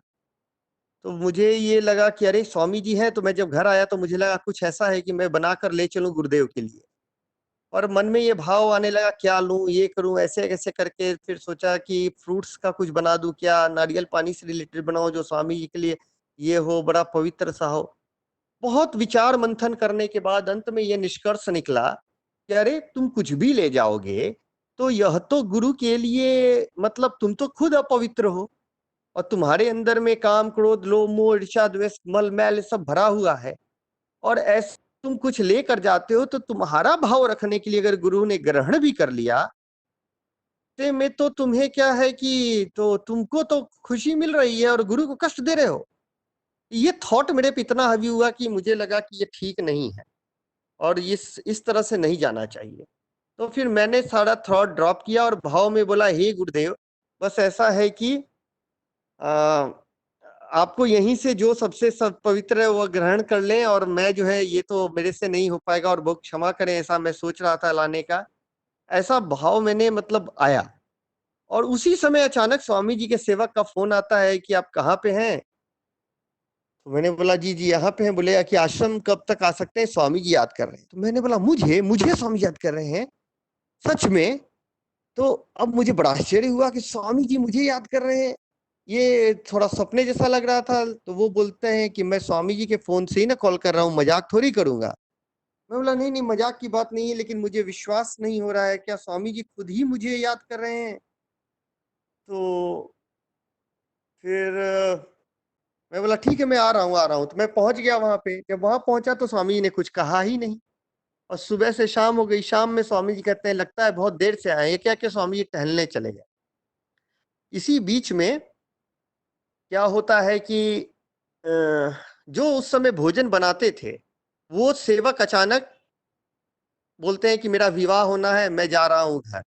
एक चले गए, फिर दूसरा है, दूसरे ने कहा कि मेरा भी विवाह हो रहा है, मैं भी जा रहा हूँ। और तीसरा एक लड़का था जो डर गया कि ये दोनों जा रहे हैं तो मैं अकेले कैसे करूंगा, मुझे तो खाना बनाने भी नहीं आता, वो भी चले गए। और ये एक बड़ी अनोखी घटना एक ही दिन में घटती है। और जब तक स्वामी जी उधर से टहल के आ रहे हैं, इस बीच में आश्रम में किचन में खाली है, व्यवस्थापक जी भी थोड़े परेशान है। और मैं तो गया था, मुझे कुछ स्वामी जी ने बोला ही नहीं था, तो मैं सोच रहा था आऊं तो आए स्वामी जी तो फिर आदेश ले जाने का। इस बीच में मैंने उन्हें बोला कि देखिए ज्यादा तो नहीं, मैं बाकी सारे लोगों का भोजन बना देता हूँ, मुझे चावल दाल सब्जी इतना कुछ आता है, और बर्तन वगैरह मैं साफ कर देता हूँ। और स्वामी जी आएंगे तो एक दो सेवक मिलके भोजन कुछ बना लें, क्योंकि मेरे अंदर तो था कि स्वामी जी का बनाना तो कैसे बनाएंगे जब वो पवित्र ही, वो पवित्रता होनी चाहिए। तो ऐसी भावना करके मैंने किया, तो व्यवस्थापक बोले हाँ हाँ ठीक है आप इसको करें। तो इस तरह मुझे मौका मिल गया किचन में सफाई करने का, वो सब बनाया बनाया, भोजन वजन सब बना दिया। स्वामी जी आते हैं, मुझे एक मतलब नजर देखा कि मैं हूं अंदर, कुछ बोला नहीं, स्वामी जी कक्ष में चले गए। अब बुलाया था स्वामी जी ने, कुछ बोला ही नहीं। मैं फिर रात में रुका, फिर अगले दिन भोजन बनाया, फिर स्वामी जी सुबह टहलने चले गए। रात में जो स्वामी जी का भोजन बनाते हैं अगले दिन, वो दोनों को स्वामी जी साथ में टहलने के लिए लेके चले जाते हैं। अब मुझे लग रहा है कि अब स्वामी जी टहल के आएंगे तो अगर कुछ नहीं बना रहेगा तो बड़ा ये बात है, और मैं बनाऊं कैसे। बहुत कुछ सोच के अंत में मैंने कुछ कुछ तैयार किया, कुछ फ्रूट्स काटा, कुछ और दलिया बना दिया, ये कर दिया। स्वामी जी आते हैं तो स्वामी जी सीधे कहते हैं कि जो बना है वो दीजिए। ऐसा फिर दोपहर में हुआ, ऐसे हुआ, ऐसे कई बार स्वामी जी ने ग्रहण किया, और मुझे मतलब बार बार बनाना पड़ा। परिस्थिति हो जाती थी, कोई और था ही नहीं। तो मैंने ये देखा कि गुरुदेव ने मतलब एक तरह से आशीर्वाद दिया। उधर मैंने मन में सोचा कि नहीं, गुरु की अनुकूलता के बारे में सोचा, तो गुरु ने कुछ ज्यादा ही दया दिखाई, और कई दिन तक बनता रहा, और 7 दिन तक स्वामी जी रहे। फिर जाते हुए भी स्वामी जी बोले कि अब भोजन बनाने वाले तो कोई आ जाएंगे, पर संत नामदेव जी महाराज है तो आप ये करें। इस तरह करके बाद में स्वामी जी बोले कि आप अपना प्रचार का ही कार्य करेंगे, लेकिन मुझे ये सब ये मिला। तो फिर मैंने उनको बोला, जो जर्मनी की थी, कि आप ये याद करो कि मैंने तो ये सोचा था ना कि गुरु की अनुकूलता किसमें है, उसके बाद ये घटना घटी, न कि मैंने ये किया। दूसरा, वो गुरु भाई ने जो लेकर भाव से आए, गुरु ने ग्रहण किया, तो आपको कोई बंधन थोड़ी है, आपने तो मन में कंक्लूजन पहले से ले लिया ना। आप एक बार ऑफर करके देखो, आपके अगर वो गुरु हैं और आप करो और वो नहीं ग्रहण करेंगे तब ना, आप अपना तो काम करो, गुरु से प्रार्थना करो। अगर आपके अंदर इतने दिल की इच्छा है कि आप कुछ बनाओ और सदगुरु खाएं, उसे ग्रहण करें, तो आप प्रार्थना करो, आप तो स्वतंत्र हो। बिना प्रार्थना किए आप कंक्लूजन पे मत जाओ। तो उन्होंने बोला ठीक है। एक हफ्ते के बाद उनको थोड़ा सा साधना में वाइब्रेशन वगैरह आने लग गए बॉडी, तो उन्होंने फिर मैसेज किया। तो मैंने इसको संत नामदेव जी महाराज को ये बात बता दी कि एक ऐसे ऐसे हैं जिनको कि उपदेश हुआ है और उनको ऐसा वाइब्रेशन हो रहा है। तब तक कुछ ही दिन बीते थे, अभी लगता है महीना भी नहीं बीता था कि स्वामी जी को बर्लिन में जाना था।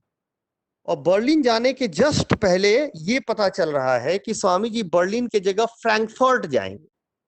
तो फ्रैंकफर्ट में तो कोई शिष्य नहीं है, और फ्रैंकफर्ट में प्रोग्राम भी नहीं है, तो स्वामी जी फ्रैंकफर्ट जा रहे हैं, तो कैसे होगा, वहां पे कौन ठहरेगा, कैसे सारी व्यवस्था होगी। ये सब बातें अजीब सी हुई। माता जी को भी जाना था, तो मैंने न अब गुरु माता के पास जाकर बोला कि माता जी ऐसा ऐसे है कि एक है जिनको कि उपदेश हुआ था, और वो वहां पे शिष्य हैं, उनका भाव भी बड़ा ये बन रहा है। अगर आदेश हो तो उनके लिए हम लोग कह सकते हैं कि उनके मतलब वो वहां कुछ व्यवस्था में हेल्प दे सकती हैं। तो फिर माता जी ने बोला कि ठीक है बात करिए। तो फिर संत नामदेव जी महाराज से बात की गई, अनुमति मिल गई। तो मैंने वहां पे उनको फोन कर दिया कि देखिए ऐसे ऐसे स्वामी जी का आगमन हो रहा है, और स्वामी जी फ्रैंकफर्ट में ही आ रहे हैं, तो आप वहां पे थोड़ी व्यवस्था देखें, और बर्लिन की टीम को मैं कॉल कर देता हूँ, वो आपसे कोऑर्डिनेट करेंगे।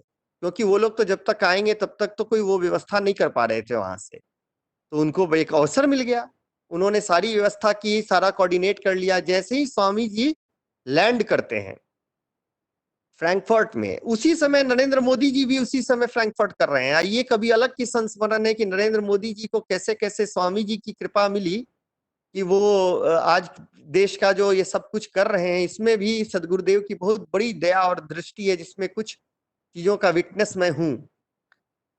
तो स्वामी जी वहां पर जाते हैं और वही महिला अपनी कार लेकर आती है। स्वामी जी माता जी उसी कार में बैठते हैं, वही ड्राइव करके ले जाती है। उसी का घर आचार्य निवास बनता है।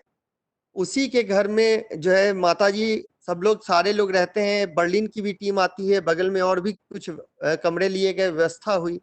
अब वो भोजन बना रही हैं, माता जी और स्वामी जी खा रहे हैं। उनका चेहरा देखकर कि जिस तरह से प्रशंसा कर रहे हैं स्वामी जी, बोल तो हिंदी में रहे, माता जी जो जेस्चर दिखा रही थी वो पूरी तरह से भावुक इमोशनल होके वो ना खुशी से रो रही है चरणों में एकदम कि अरे ऐसा गुरु मुझे मिल गया। मैं क्या जानती थी कि महीने भर भी नहीं हुए हैं अभी मुझे इस फोटो के सामने प्रार्थना करते हुए, और ये मेरे घर में आकर साक्षात जो है जैसे विदुर के घर में कृष्ण खा रहे हो उससे भी कई गुना बड़ी महिमा है कि आकर ये गुरु मेरा जो है ये भोजन जो है ये एक्सेप्ट कर रहे हैं। तो ये हमारे ऐसे सदगुरुदेव हैं कि हम प्रार्थना तो पहले करें। तो बहुत कुछ है। एक संस्मरण और याद आता है, जर्मनी से ही रिलेटेड है। लोनी आश्रम में 2013 की बात है। जर्मनी से एक आए थे गुरु भाई, शून्य शिखर आश्रम गए थे। उसके बाद पहली बार स्वामी जी का दर्शन करना था उन्हें। तो जब दर्शन करने के लिए आए तो उस समय मतलब सौभाग्य मुझे मिला स्वामी जी तक उनके दर्शन की प्रार्थना रखने का। और स्वामी जी ने उन्हें बुलाया कि आप बुला के लाओ दर्शन के लिए।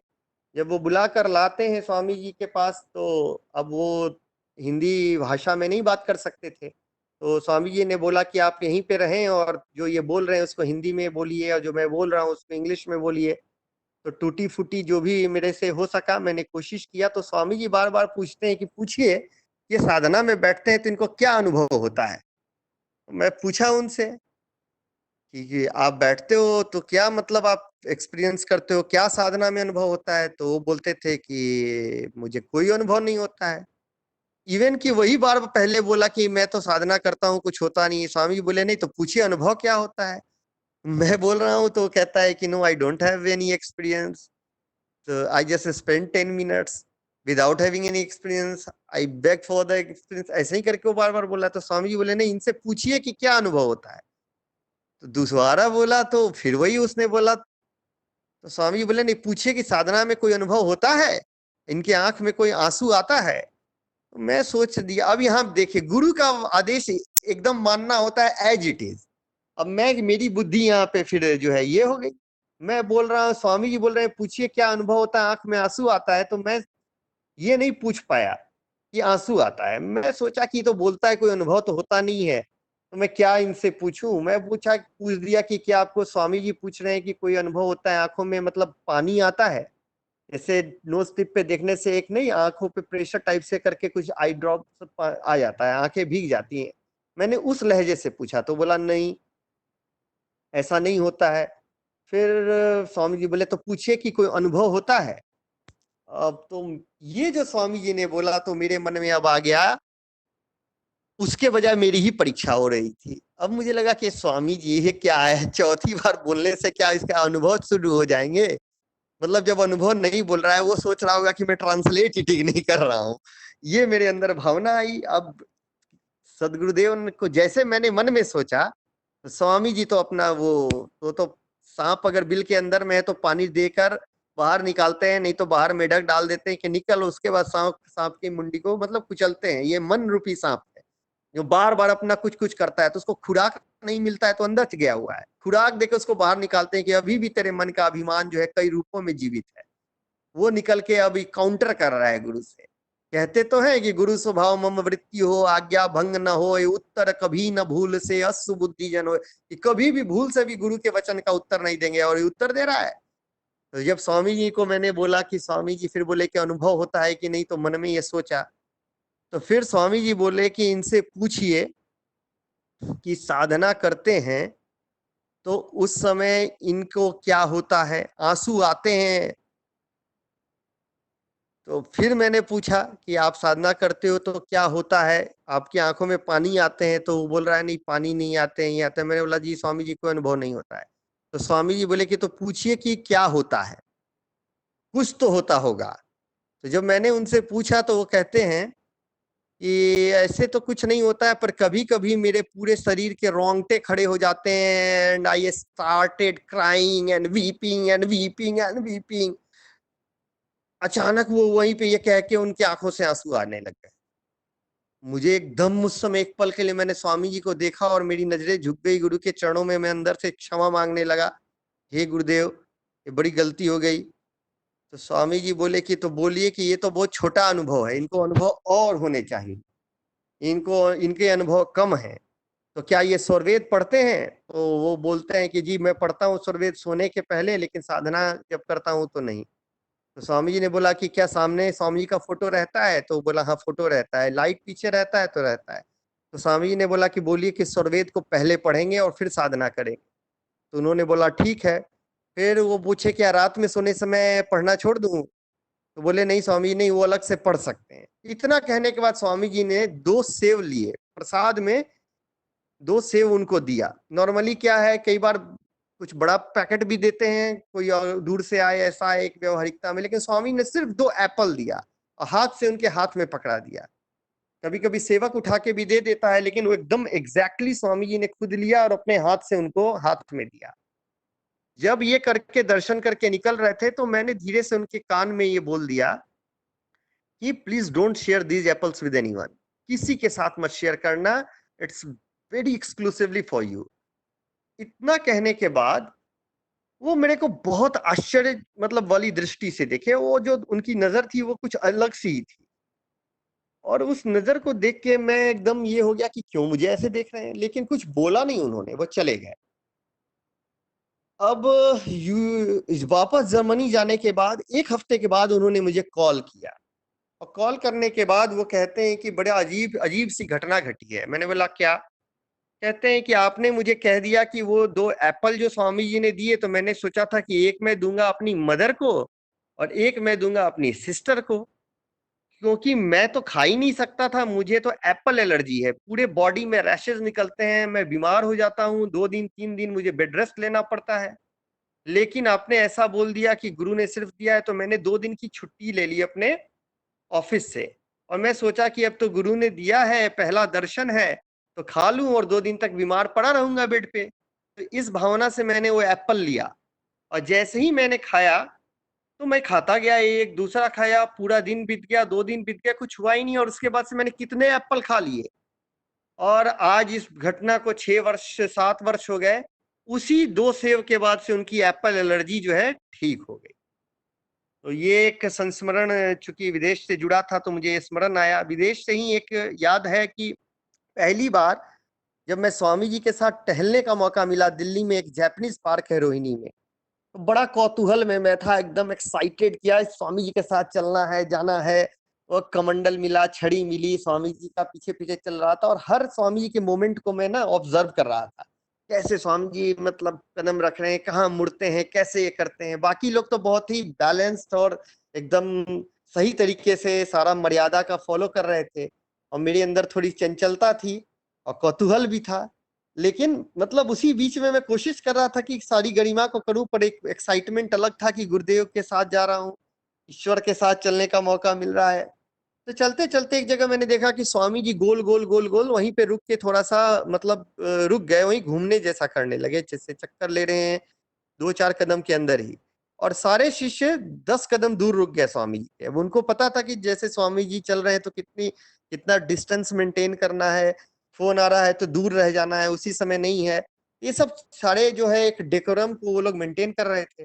मैं भी लेकिन दूर से ही ऑब्जर्व करने की कोशिश कर रहा था कि अब क्या होगा, स्वामी जी क्यों रुके हैं, क्या घटना घटने वाली है। अचानक ये सब करते करते मेरी दृष्टि चूंकि वहां पर थी, तो मैं देखा कि एक झाड़ी है, एक बुश था, जिसमें से एक छोटा सा पप्पी निकलता है, कुत्ते का बच्चा, जो बहुत ही ज्यादा उसके शरीर में कष्ट था, घाव थे, और एकदम करा रहा था, एकदम आर्तनाद जिसको कहते हैं, उस कष्ट से वो निकल के आता है, और एकदम कातर नैनों से, आंखों से सदगुरु की तरफ देखता है, तो स्वामी जी की तरफ बढ़ता है, और स्वामी जी भी उसको देखने लगते हैं, और कोई नहीं देख रहा है आसपास, सब लोग पार्क में इधर है, मैं ये देख रहा हूँ। हो सकता है मेरी दृष्टि का कुछ भ्रम हो, लेकिन जो दिखा मैं वो बता रहा हूँ, और जो भाव मेरे हृदय में आए। तो स्वामी जी ने को ना एकदम स्वामी जी उसको देखने लगे, और वो आके लगभग 7-8 कदम बढ़ता है उस झाड़ी, और एकदम गुरु को देखता है, जैसे उसको लग रहा हो कि उसने जो अपराध किया है, जो कष्ट है, जो दुख है, सबके लिए दया भी मांग रहा है, क्षमा भी मांग रहा है, और स्वामी जी के जूते के पास थोड़ा पहले ही आके वो ना झुक के सर अपना झुका देता है, और स्वामी जी इसको देख के ऐसे करते हैं, ऐसे किया। इतना करने के बाद वो वहां से थोड़ा सा मतलब जैसे कि शांत सा हो गया और वापस झाड़ी की तरफ चला गया और स्वामी जी निकल गए। आगे जाते हुए अचानक स्वामी जी कहते हैं, विदेश कोई एक देश है, जिस देश के किसी प्रचारक के लिए बोलने लगे स्वामी जी कि वो व्यक्ति काम ठीक नहीं कर रहे हैं और वो नियम आदेश में नहीं कर रहे हैं। वो क्या सोच रहे हैं कि उस देश में अकेले कुछ भी कर लेंगे? मनमुखी काम नहीं हो सकता है, जो मर्यादाएं जो नियम हैं उसी में कर रहना होगा, चाहे देश हो विदेश हो, सब में ब्रह्म विद्या की एक मर्यादा है, और ऐसे में तो काम नहीं हो सकता है। उनका फोन नंबर है किसी के पास? अब फोन नंबर किसी के पास था ही नहीं। स्वामी जी कह रहे हैं कि नहीं, उन्हें तत्काल उस पद से मुक्त किया जाए। मैं देख रहा हूं कि उनका कार्य ठीक नहीं है, वो तो मन में जो है बहुत कुछ सोच रहे हैं।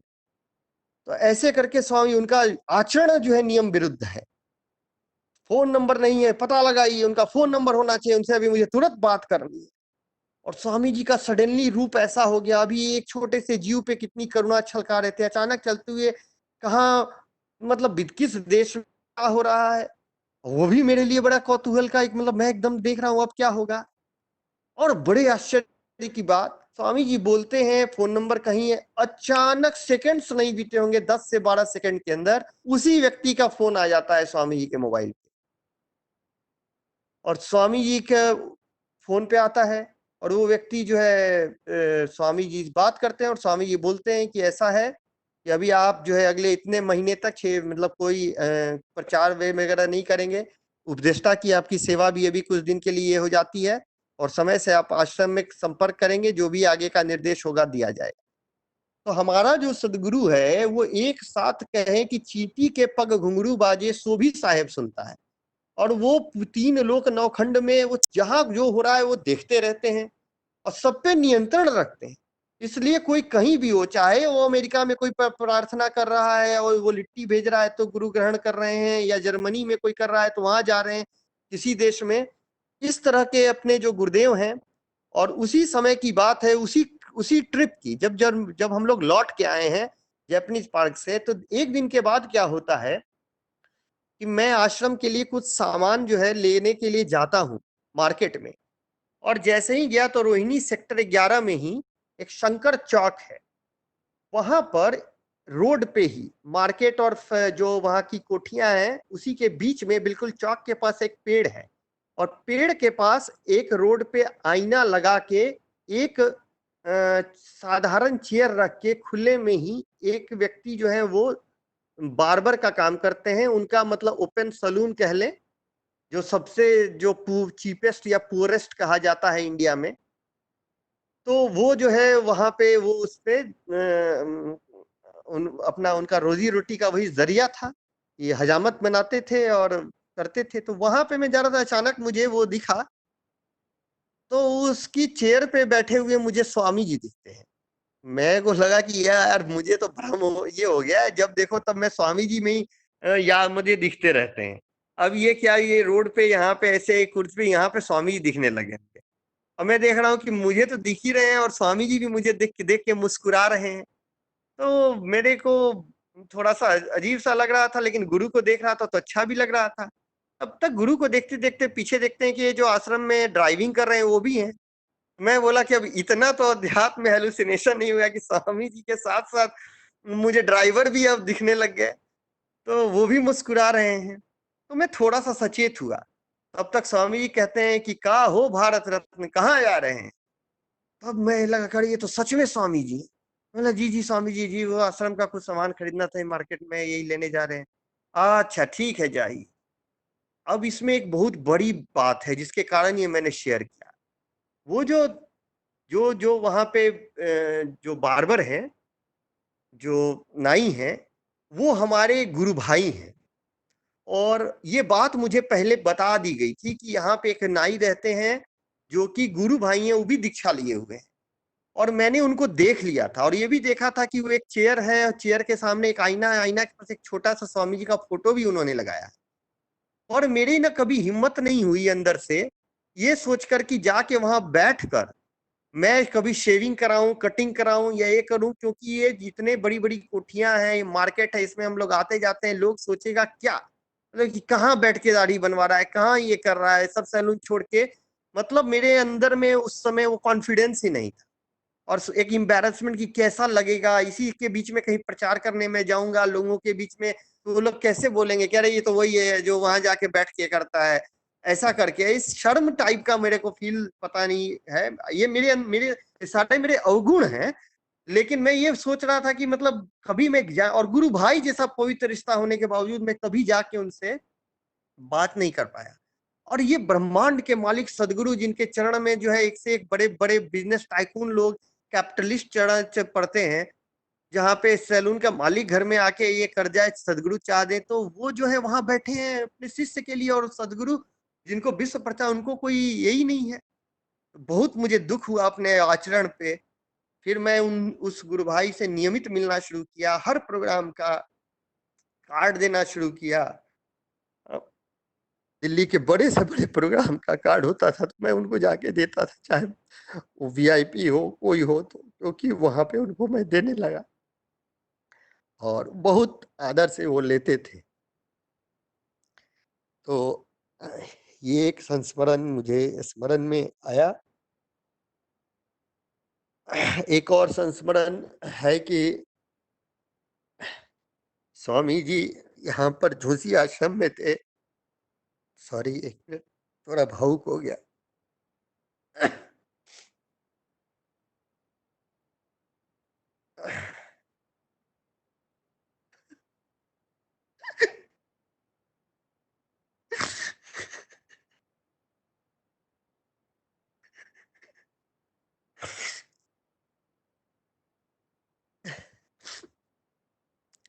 सॉरी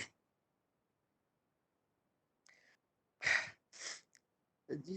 स्वामी जी झूसी आश्रम में थे और 2 दिन से 3 दिन हो गए थे, मैंने देखा था स्वामी जी एकदम आराम नहीं कर पा रहे थे और प्रोग्राम भी खत्म हो गया था, अमृतवाणी हो गई थी, दर्शन दर्शन सबको हो गया अमृतवाणी के बाद। उसके बाद भी लोग भीड़ लगाए हुए थे और स्वामी जी के दर्शन का सत्र मतलब आचार्य निवास में अंत में शुरू हुआ।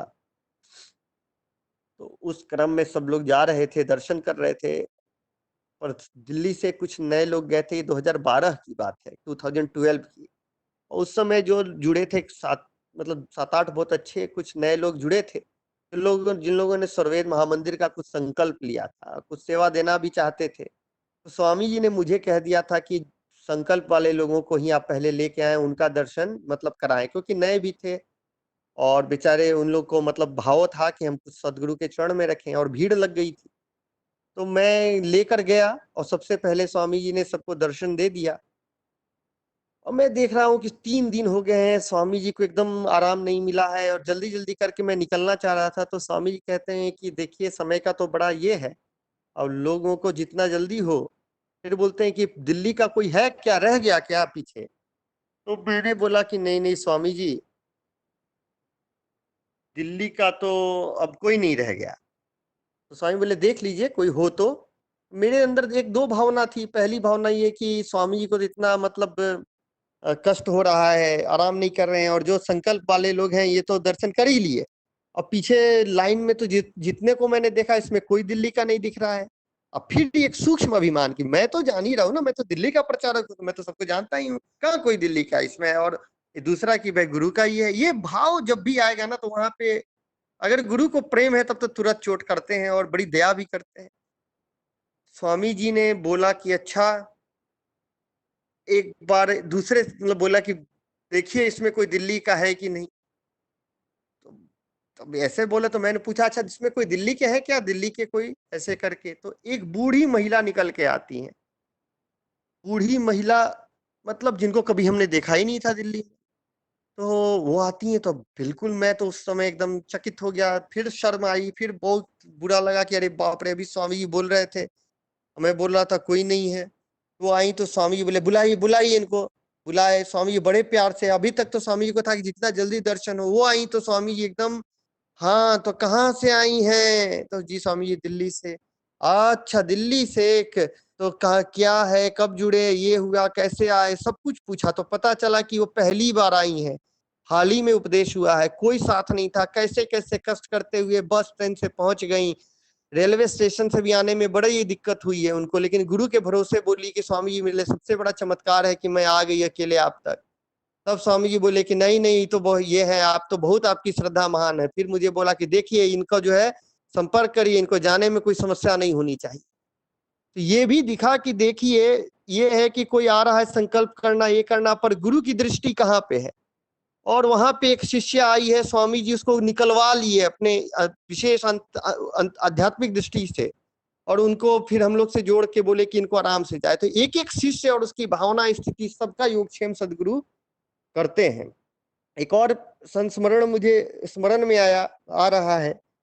सन 2018 में स्वामी जी के इसमें शून्य शिखर आश्रम में प्रोग्राम था, और उसके पहले कहीं स्वामी जी को जाना था दिल्ली से। तो जाते समय स्वामी जी ने मुझे कहा कि ऐसा है कि शून्य शिखर आश्रम का तो प्रोग्राम है, तो हम लोग क्या करें, टिकट देखिए। तो टिकट वगैरह देखा गया तो उस समय उतना अवेलेबल नहीं मिल रहा था। तो स्वामी जी ने कहा कि तो तत्काल में ही बनवा लिया जाएगा, या कुछ ऐसा करेंगे कि आने पे ऐसे ऐसे हो जाएगा। फिर बोले नहीं ठीक है, बाई कार चला जाएगा। ऐसे करके बाई कार शून्य शिखर जो है यहाँ से चलेंगे, फिर वहां से ऐसे करेंगे।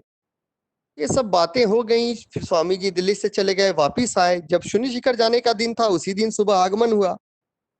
शाम में जाने की बात हो गई, और शाम में जाने की बात हुई तो स्वामी जी की कार तैयार हुई। एक एक शिष्य और सब आश्रम में जितने सदस्य थे सब लोगों को गिना जाने लगा।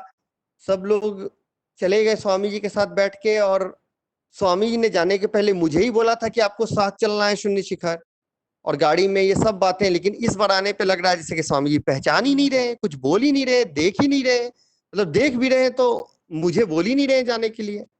तो मैं अपने से तो जाना फिर उचित नहीं लगा, और न उस गाड़ी में मैं बैठा, और मैंने टिकट भी नहीं कटाई थी ट्रेन वगैरह की, इसलिए क्योंकि मुझे तो स्वामी जी ने कहा था साथ जाने का है। तो बहुत मेरे को असमंजस हुआ, क्या करूं मैं। तो फिर मैं जो ट्रेन थी जो शाम में जाती है उसी ट्रेन में मैं गया, और ऐसे ही एक टिकट वगैरह लेके कई गुरु भाई बहन मिल गए, बैठ के मैं चला गया कोट द्वार। अब कोट द्वार से हेलीकॉप्टर से जाना था। इसी बीच में ट्रेन में मैंने क्या किया कि एक कविता जो है लिखी कि पहली बार कैसे हेलीकॉप्टर से सेवा हो रही है, और शून्य शिखर आश्रम की महिमा वगैरह सदगुरु ये सब करके मैंने लिखा। सुबह सुबह जब स्वामी जी को जाना होता है हेलीकॉप्टर से, तब अचानक कुछ ऐसा संयोग बनता है कि एक सेवक के रूप में स्वामी जी के साथ मुझे उन स्वामी जी का जो झोला और ये सब छड़ी वगैरह पकड़ के वो मुझे मिल जाता है जाने का मौका। और पहली बार जब शून्य शिखर आश्रम जाना है तो उसमें मुझे स्वामी जी के साथ जाने का हेलीकॉप्टर में सौभाग्य मिला। और मैं ये सोच रहा हूँ कि अरे कहाँ स्वामी जी ने बोला था कि साथ जाना है। मैं सोच रहा था कि गाड़ी तो चली गई, ये हो गई, पर स्वामी जी जब अगर कुछ इस तरह का कह रहे हैं और 2 पल के लिए अगर वो चीज लगता है नहीं मिल रहा है, तो वो कई गुना मिलने वाला होता है। और फिर उसमें धैर्य रखना चाहिए। गुरु का वचन जो है उस पे कहा कि सदगुरु वचन अपूर्व है, भव दुख टारन हार, ग्रहण करो विश्वास ते धोखा। और मतलब उस पे जितना हो ना पूर्ण रूप से वो बहुत विश्वास, अटल विश्वास होना चाहिए। तो स्वामी जी ने ये एक ऐसा दिखाया। और जस्ट उसका अगला जो आया वार्षिकोत्सव 2019 का, तो एक तो है कि पहले बार में स्वामी जी के साथ जाना हुआ, सेवक के रूप में स्वामी जी ने कहा। ऐसे मैं नहीं कह सकता हूँ खुद को कि मैं मतलब सेवक हूँ, पर गुरुदेव ने कहा तो इसलिए उस शब्द को मैं रख रहा हूँ। सेवक बहुत ऊंची स्थिति होती है। और 2019 में एक दौरा था जिसमें स्वामी जी ने कहा था कि साथ चलना है। भोपाल आश्रम से लेके बनारस वगैरह के एक लंबे दौरे हुए, तो उसमें स्वामी जी ने कई बार बोला कि आप प्रधान सेवक के रूप में चल रहे हैं, मेरे प्रधान सेवक के रूप में चल रहे हैं। तो ऐसे स्वामी जी बार बार कहते थे, तो मैं मन में बोलता था स्वामी जी अब मेरे अंदर में वो जो है गुण भी दे दें। आपने इतनी दया की है कि मेरे जैसे व्यक्ति को साथ लेके चल रहे हैं, और कोई भी नहीं है तो कम से कम वो पात्रता आ जाए कि मैं उस मर्यादा का पालन कर पाऊं जो एक सेवक में होना चाहिए। ऊपर से प्रधान सेवक तो बड़ी बात है। बहुत कुछ सीखने को मिला उस दौरे में, बहुत कुछ स्वामी जी ने बताया भी, उनकी बड़ी दया हुई। एक बार मतलब ऐसा था कि रात्रि में टहलते हुए आने में विलंब हुआ तो कमरे की खिड़की से ना छोटे छोटे कीड़े, बहुत सूक्ष्म जीव आ गए थे। अब वो बिस्तर पे थे तो स्वामी जी वहां विश्राम नहीं कर रहे हैं, रात्रि का भोजन नहीं ले रहे हैं, और स्वामी जी को गर्मी का मतलब थोड़ा समय आ गया था तो स्नान कर रहे हैं कि ये जो जीव है अगर बिस्तर पे सोएंगे, कोई भी छोटा जीव है, प्राणी है, उसको कहीं से कष्ट न पहुंचे, भोजन भी करने में कहीं वो जीव को नहीं कोई दिक्कत हो, स्नान करने में पानी चल जाएगा। ऐसे तो इतने छोटे छोटे जीव, बोले कि प्रत्येक प्राणी सभी ईश्वर की संतान है, किसी को कोई कष्ट नहीं होना चाहिए। और 2 घंटे 3 घंटे बीते और उसमें फिर कैसे करके एक दूसरा कक्ष था, जिस कक्ष में मतलब रूम बंद था, उसकी चाबी खोली गई, सब कुछ साफ सुथरा था, उसमें किसी प्रकार से इस तरह की असुविधा नहीं थी। तो फिर प्रार्थना करके उस कमरे में हम लोग स्वामी जी से प्रार्थना किए तो स्वामी जी गए। तो ये जो स्वामी जी के साथ यात्रा थी, सब कुछ ये हुआ, तो ये सब मतलब ये मैं बोल इस ले रहा हूँ कि ये सब सीखने को भी मिला। और इधर Swami ji back of the mind कह रहे हैं कि आप तो प्रधान सेवक हैं, प्रधान सेवक हैं। ये करने के बाद 2019 का वार्षिकोत्सव आता है शून्य शिखर का, और शून्य शिखर आश्रम में स्वामी जी पहुंच गए हैं। पीछे से हम लोग पहुंचते हैं, दिल्ली के कुछ लोग, नए लोगों को लेकर गया था। इस बार वो कुछ हेलीकॉप्टर से गए, हम लोग चढ़ के गए थे बाई रोड पैदल। तो ऊपर जब गए हैं तो वहां पे एक कोई आए हुए हैं साथ में दिल्ली के ही, जो कि कुछ सेवा देना चाहते थे, और वो कैश सेवा लेके चले गए थे, जो कि उन्हें डर लग रहा था कि बैग में ऐसे लेके पर्स में घूमेंगे हस्बैंड वाइफ तो कहीं कुछ ये ना हो जाए, और तो इसलिए चाहते थे एक बार चला जाए स्वामी जी के पास। तो उन्होंने मेरे को कहा, अब स्वामी जी वॉक कर रहे हैं, वॉक कर रहे हैं, तो मैंने सोचा कि बस धीरे से जो सेवक लोग 4-5 चल रहे हैं, उसी सेवक के बीच में मैं भी चले जाऊं, वो धीरे से स्वामी जी को मतलब ये चीज कह दूं ताकि सेवा चल जाए, वो अपने प्रोग्राम में कंफर्टेबली जाके बैठ जाएंगी। तो जैसे ऐसे करके मैं स्वामी जी के पास पहुंचा हूं ना, और धीरे से बोलने की कोशिश कर रहा हूं, अचानक स्वामी जी मुड़ते हैं और स्वामी जी ने कस के डांटा मुझे, है यहाँ कैसे, बिना आदेश के यहाँ कैसे आ गए। मैं एकदम 2 पल खेली तो लगा कि दुनिया ही चली गई मेरी, और एकदम डर के कुछ नहीं, मैं बस सर वहीं चुप, मतलब जैसे कि एक जड़ होता है तत्व, चेतन मेरा सारा कुछ चेतन कॉन्शियसनेस खत्म हो गया, इनर्ट की तरह मैं एकदम पत्थर की तरह वहीं खड़ा हो गया। फिर थोड़ा स्वामी जी ने मतलब फिर थोड़ा आराम प्यार से बोला कि बिना आदेश के नहीं ना आना चाहिए। अब वो जो इतनी एक ऐसी सीख मिली, या ऐसा मतलब वो चीज है, एक ऐसा डंडा जो मेरे को सीधा किया, क्योंकि अभी स्वामी जी सेवक सेवक प्रधान सेवक ये करके साथ में ले जा रहे हैं, कोई नहीं है, तो वो एक अंदर भाव था कि मैं तो सेवक अगर बोल रहे हैं तो कभी भी जा सकते हैं, या कोई भी भावना थी जाने की। आदेश से जो उस समय जो सेवक था, मुझे उससे आदेश लेना चाहिए था, यानी उसके पास सूचना देनी चाहिए था, वो स्वामी जी से पूछते, मुझे कहते तो ये करते। ये बात तो मुझे समझ में आई सैद्धांतिक तौर पे, पर अब गुरु प्रेम करते हैं तो जितनी खुशी होती है डांटने पे भी उस समय ना बहुत अंदर से ये हो जाता है। तो मैं एकदम रुका रहा, फिर मैं एकदम बंद लगता था क्या करूं। कुछ देर के बाद, आधे घंटे 20 मिनट के बाद फोन आया सेवक का कि स्वामी जी पूछ रहे हैं कि क्या बात थी। तो मैंने बता दिया ऐसे ऐसे, तो बोले अच्छा ठीक है, बोल दीजिए कि मैं आ रहा हूँ ऑफिस के पास, तो वहीं पे अकाउंट सेक्शन का जो है वहीं पे वो आ जाएंगे, वहीं सेवा जमा कर देंगे। तो स्वामी जी ये हुए, चल ये कर दिए। अब ये संस्मरण सिर्फ इतना रहता तो शायद मैं नहीं सुनाता। अभी हाल में एक घटना घटी, हमारे मतलब स्ट्रीट डॉग, मतलब मैंने 13 से 15 स्ट्रीट डॉग्स को मतलब वो किया, अडॉप्ट किया हुआ है, जिनको कि खिलाता हूँ। और विहंगम योग का एक बहुत बड़ा एक्सपीरियंस ये भी था कि जब जब जैसे ये साधना से जुड़ा तो पशु पक्षियों से बहुत प्रेम हो गया, बहुत ही ज्यादा। तो एक अलग ही वो पूरी एक संस्मरण का अलग चैनल ही है, वो खुल जाने पे कहीं और दिशा में चले जाएंगे। तो एक दिन क्या हुआ कि एक है कुत्ता जिसे मैं खिला भी देता हूँ, सहला भी देता हूँ, सब कुछ करता हूँ। तो उस दिन मैं ना अपना सर्वेद उठा के जा रहा था पूजे कमरे, तो वो उस पूजा कक्ष की तरफ जहां आरती वंदना करता हूँ उधर घुसने का प्रयास किया, बस कस के डांट के मैंने उसे भगाया। जैसे भगाया बस मुझे याद आया कि अरे ये जिसको कि मैं रोटी देता हूँ, मैं खिलाता हूँ, मैं प्यार करता हूँ अपनी अनुकूलता से, लेकिन आज जहाँ पे मेरा एक पवित्र वातावरण है, पूजा है, ध्यान है, अध्यात्म है, सर्वेद है, वहां ये बिना मेरी इच्छा के आ रहा था, तो मैंने इसे डांट के भगा दिया। और ये मेरी इच्छा से आ सकता है मेरे पास, लेकिन मेरी इच्छा नहीं है तो आएगा, तो इसको डंडे भी खा सकता है। तो यही तो मतलब मैं तो गुरु का कुत्ता हूँ। और मैं यही चीज है कि ये तो कुत्ते से भी गया गुजरा है। कामी कुत्ता 30 दिन अंतर होए उदास, अकामी नर कुत्ता सदा 6 ऋतु 12 मास। ऐसे जिसके अंदर में इतना कुछ भरा पड़ा है वासना का, वो गुरु के पास जा रहा है बिना उनकी इच्छा के, तो वहां पे तो सही में डांट ही क्या, डंडे पड़ने चाहिए। और ये चीज मुझे समझ में आई कि इसी तरह मैं भी इंक्रोच कर रहा था। गुरु कभी कह दे, पुचकार दे, कुत्ते कुछ दे दे, वो बात अलग है, लेकिन बिना गुरु के आदेश के चल जाए। और ये चीज मुझे याद आई एक और 2016 की बात है, सितंबर में स्वामी जी एक बार एक जगह पर थे दिल्ली में ही, सफदरजंग में, सफदरजंग इनक्लेव में। और वहां पे एक व्यक्ति आए हैं जो स्वामी जी का पिछले 1.5-2 महीने में ना बहुत समय नष्ट किए। मतलब हर बार दर्शन करने आते थे, आधे घंटे 1 घंटे ले लेते थे। और उस दिन इच्छा के विरुद्ध उनको मतलब बहुत दबाव देकर वो आ गए हैं और कई मिनट ले गए।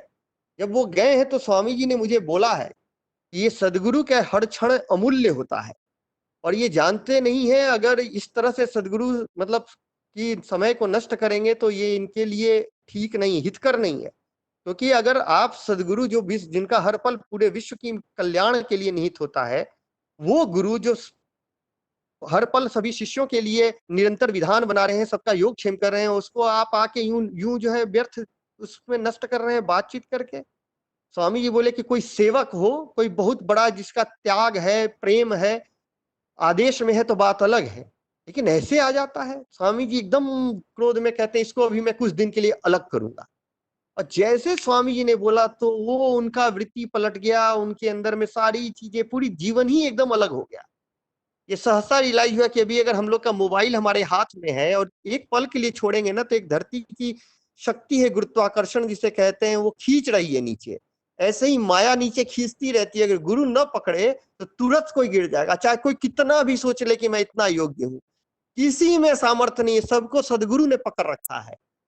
और एक पल में वो जाने लग गए। ये फिर 1 साल के बाद स्वामी जी को दया आई, स्वामी जी ने कहा कि ठीक है, शिष्य तो सभी हैं और गलती करते रहेंगे, पर गुरु तो क्षमावान होता है, छोड़ूंगा मैं उसे भी नहीं। और करते ही उनका भाव पलट गया, जीवन भी थोड़ा स्थिर हो गया। तो सदगुरु के एक एक पल का वो बहुत मतलब वो कीमती भी नहीं है, प्रेशियस भी नहीं, वो प्राइसलेस है। उसके महत्व को हम लोग नहीं समझ सकते हैं। एक बार स्वामी जी लेटे हुए थे आश्रम में, और स्वामी जी के बोलते हैं कि मुझे पूरे शरीर में ठंडा ठंडा मलहम लगाओ, कुछ भी ठंडा दल मतलब चीज को, तेल हो ये हो, इसको मलो जल्दी से, उसकी मालिश करो। और सेवक लोग करने लग जाते हैं, और स्वामी जी के बॉडी में रेड रैशेस निकलने लगते हैं, अजीब सा चकता चकता थोड़ी देर तक। सभी परेशान होते हैं और 10 मिनट 15 मिनट में वो शांत हो जाता है। सभी शिष्य घबरा जाते हैं कि क्या हुआ। तो स्वामी जी उस समय बोलते हैं कि देखिए ऐसा है कि एक मेरी शिष्या है, और वो कुछ तनाव में आके विवाद में घरेलू उसने जो है आग लगा लिया अपने को, और वो इस लगा तो लिया, पर संसार में जितने कष्ट हैं भौतिक शरीर पे, उसमें अग्नि से जलना बहुत बड़ा कष्ट होता है, और उससे वो बर्दाश्त नहीं हो रहा था। और अंत में चूंकि वो मेरे उपदेश ले ली है, आरती बनना करती थी, मुझे याद करने लग गई। और गुरु का वचन है कि जब संकट आ जाए और कोई शिष्य याद कर ले, कि सदाफल नीति के 5वें अध्याय में आप पढ़ेंगे कि स्वामी जी ने लिखा है कि हृदय में तुम स्मरण कर लो किसी भी संकट में, तो तत्काल जो है गुरु रक्षा करता है। स्वामी जी ने बोला कि अब उसको वो याद करने लग गई, तो मुझे उसकी सारी ताप को सहना पड़ा अपने शरीर पे, और अब उसको कुछ राहत मिल गई है।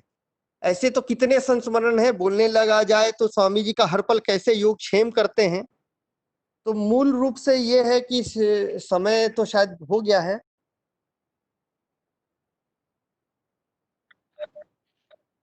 जी आप बोले भैया। समय है अभी? समय तो हो गया है, लेकिन आप 5-10 मिनट बोल सकते हैं अभी। जी नहीं नहीं, ठीक है फिर। तो बस ये है कि सदगुरु का तो जितना मतलब संस्मरण कहा जाए और जितना भी वो कमी है, क्योंकि संस्मरण तो सुनाते हुए एक शायद जीवन बीत जाए, लेकिन ये संस्मरण के अधिक हो जाएंगे, समय ही कम पड़ जाएगा, तो अधिक बोलना ठीक नहीं लगता है। एक संस्मरण 5 मिनट आपने कहा है तो स्मरण हो आता है, उसमें कहीं ना कहीं यूएस का भी कुछ रोल है। दिल्ली में एक कोरोला अल्टिस करके एक कार जो है वो एक लेने का प्रयास किया था, संकेत स्वामी जी से मिला था। तो उसमें ये था कि जो लोग मेरे माध्यम से मतलब जुड़े हैं, माध्यम तो गुरु बनाता है, मतलब जिनको गुरु ने ये किया है, तो उन लोगों से थोड़ा थोड़ा कंट्रीब्यूशन जो कि स्वर्वेद महामंदिर के संकल्प के अतिरिक्त होगा, तो उससे एक कार लेनी थी। तो उस कार के लिए थोड़ा थोड़ा कंट्रीब्यूशन सबसे ले रहा था। संयोग से उसमें विजय भैया और निरंजन जी ने भी कुछ कंट्रीब्यूट किया था, और दिल्ली के जो भी हमारे सब प्रिय मित्र थे और गुरु भाई लोग।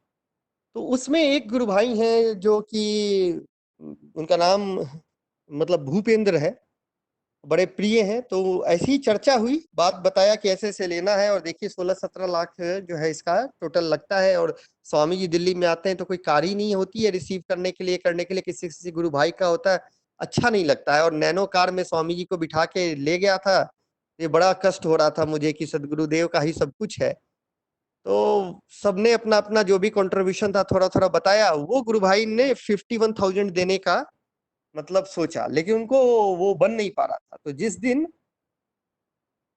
वो क्या करते हैं, आके मेरे को ना बोलते हैं कि अपनी वाइफ का कंगन वो लेकर आ गए थे सोने का, और कहा कि ये मेरी माँ का है जो मेरी वाइफ को दिया था, और इस दोनों का कीमत 51,000 मतलब 55,000 होगा। इस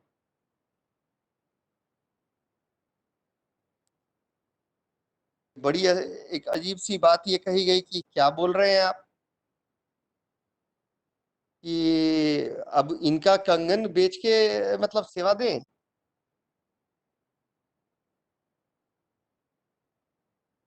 तो मैंने उन्हें बोला नहीं नहीं नहीं, ये सब का बात मत करिए, ऐसी थोड़ी स्थिति है, ये तो जरूर, ये तो हो ही जाएगा, ये सेवा हो जाएगी, आप इसको प्लीज रखिए। तो बहुत बहुत रिक्वेस्ट किया उन्होंने।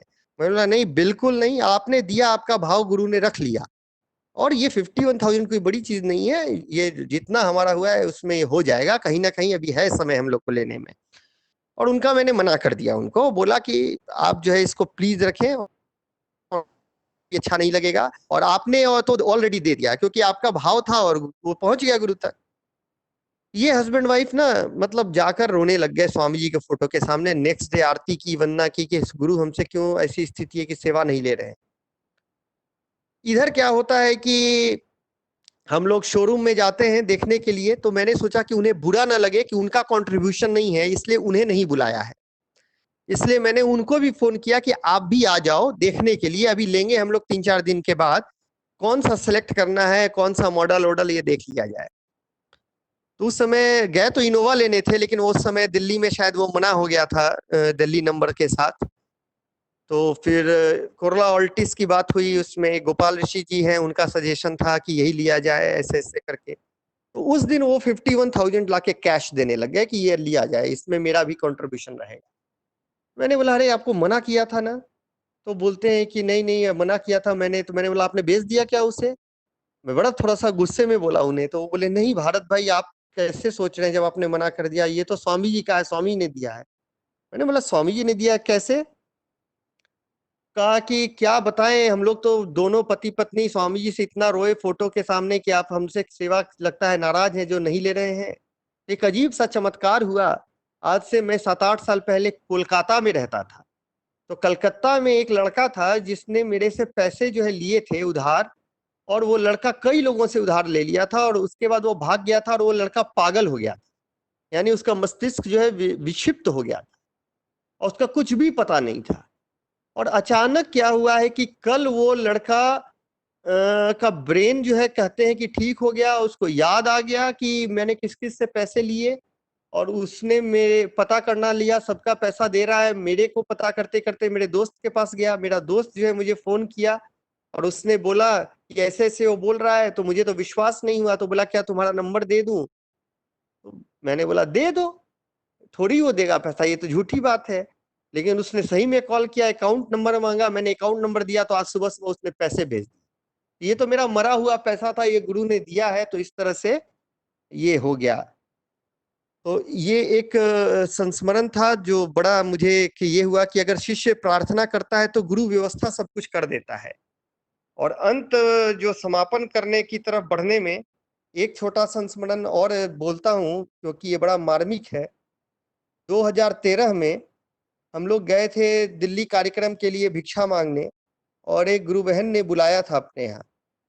और वो गुरु बहन जो है उनके वे घर बहुत छोटा सा घर था, 10 बाई 12 का, उसी घर में रहना था और उसी में खाना बनाना सब कुछ था। जब पहुंचते हैं तो उन्होंने 7,800 कुछ रुपए दिए और बहुत सत्कार भी किया, लेकिन पूरे घर में एक मायूसी सी थी। तो जब उस मायूसी को देखा तो बहुत हम लोग को आश्चर्य हो रहा था कि क्यों इतना उदास से लग रहे हैं, पर हम लोगों ने उतना कुछ बोला नहीं। फिर अंत में पूछा कि क्या बात है, आप लोग का चेहरा बड़ा ये है। तो जब पैसे निकाल के देने लगी तो कही कि क्या कहें गुरु भाई, हमें 11,000 देने का सोचा था, लेकिन मेरा जो है ना पुत्र जो अभी जस्ट नौकरी ज्वाइन किया था उसका देहांत हो गया है 15 दिन पहले, अभी 2 दिन पहले ही तो उसका सब सारा अंतिम संस्कार के साथ 13वीं वगैरह पूरी हुई है, उसी में कुछ पैसे खर्च हो गए, नहीं तो पूरा 11 देती, लेकिन मैं दूंगी प्रोग्राम के। नहीं पहले वो बोलते हैं नहीं टूट जाएगा ये जो है ये चीज जो है मेरे को तो मैं एकदम थोड़ी देर के लिए मैं एकदम घबरा गया कि क्या बोल रही हैं ये। एक लौते पुत्र मतलब वो पुत्र का देहांत, उसके बाद ये जो है सेवा के लिए हाथ आगे बढ़ा दिया है, दे रही है। मैं लेने लायक हूं कि नहीं? इतनी पवित्र और उस उच्च, जबकि 5-6 वर्षों से जुड़ी हुई हैं अब, और ऐसा भाव वो कहती हैं कि ये तो संसार में आना जाना ये तो लगा है, कौन आया है अपने कर्म से जा रहा है, इसी में तो हम लोग फंसे हैं संसार में, इससे बाहर निकालने वाला सदगुरु है, तो इसमें सदगुरु का क्या है? इस जन्म मृत्यु के बंधन से बाहर गुरु करे, इसलिए हम गुरु से इन सब चीजों के लिए नहीं जुड़े हैं। ये तो मेरा कष्ट है, बस शांति दें और उस आत्मा को अच्छी गति दें, यही मैं प्रार्थना करती। फिर मैंने गुरु को याद किया, उनके श्रद्धा भाव को नमन किया, गुरु की दया और उनके उसको किया कि कहाँ कहाँ अपने कैसे कैसे शिष्यों से प्रेरणा के आप स्रोत भरे हुए हैं, फिर वो सेवा ली। तो संसार में एक से एक शिष्य हैं, स्वामी जी कहते हैं शिष्य हमारे सब बड़े, कर्म गुण के भेद। तो हर शिष्य से प्रेरणा है और सबके जीवन में बहुत सारे संस्मरण भरे पड़े हैं। तो संस्मरण घटित भी तब होते हैं जब जब समर्पण होता है, अभिमान में दिक्कत होती है।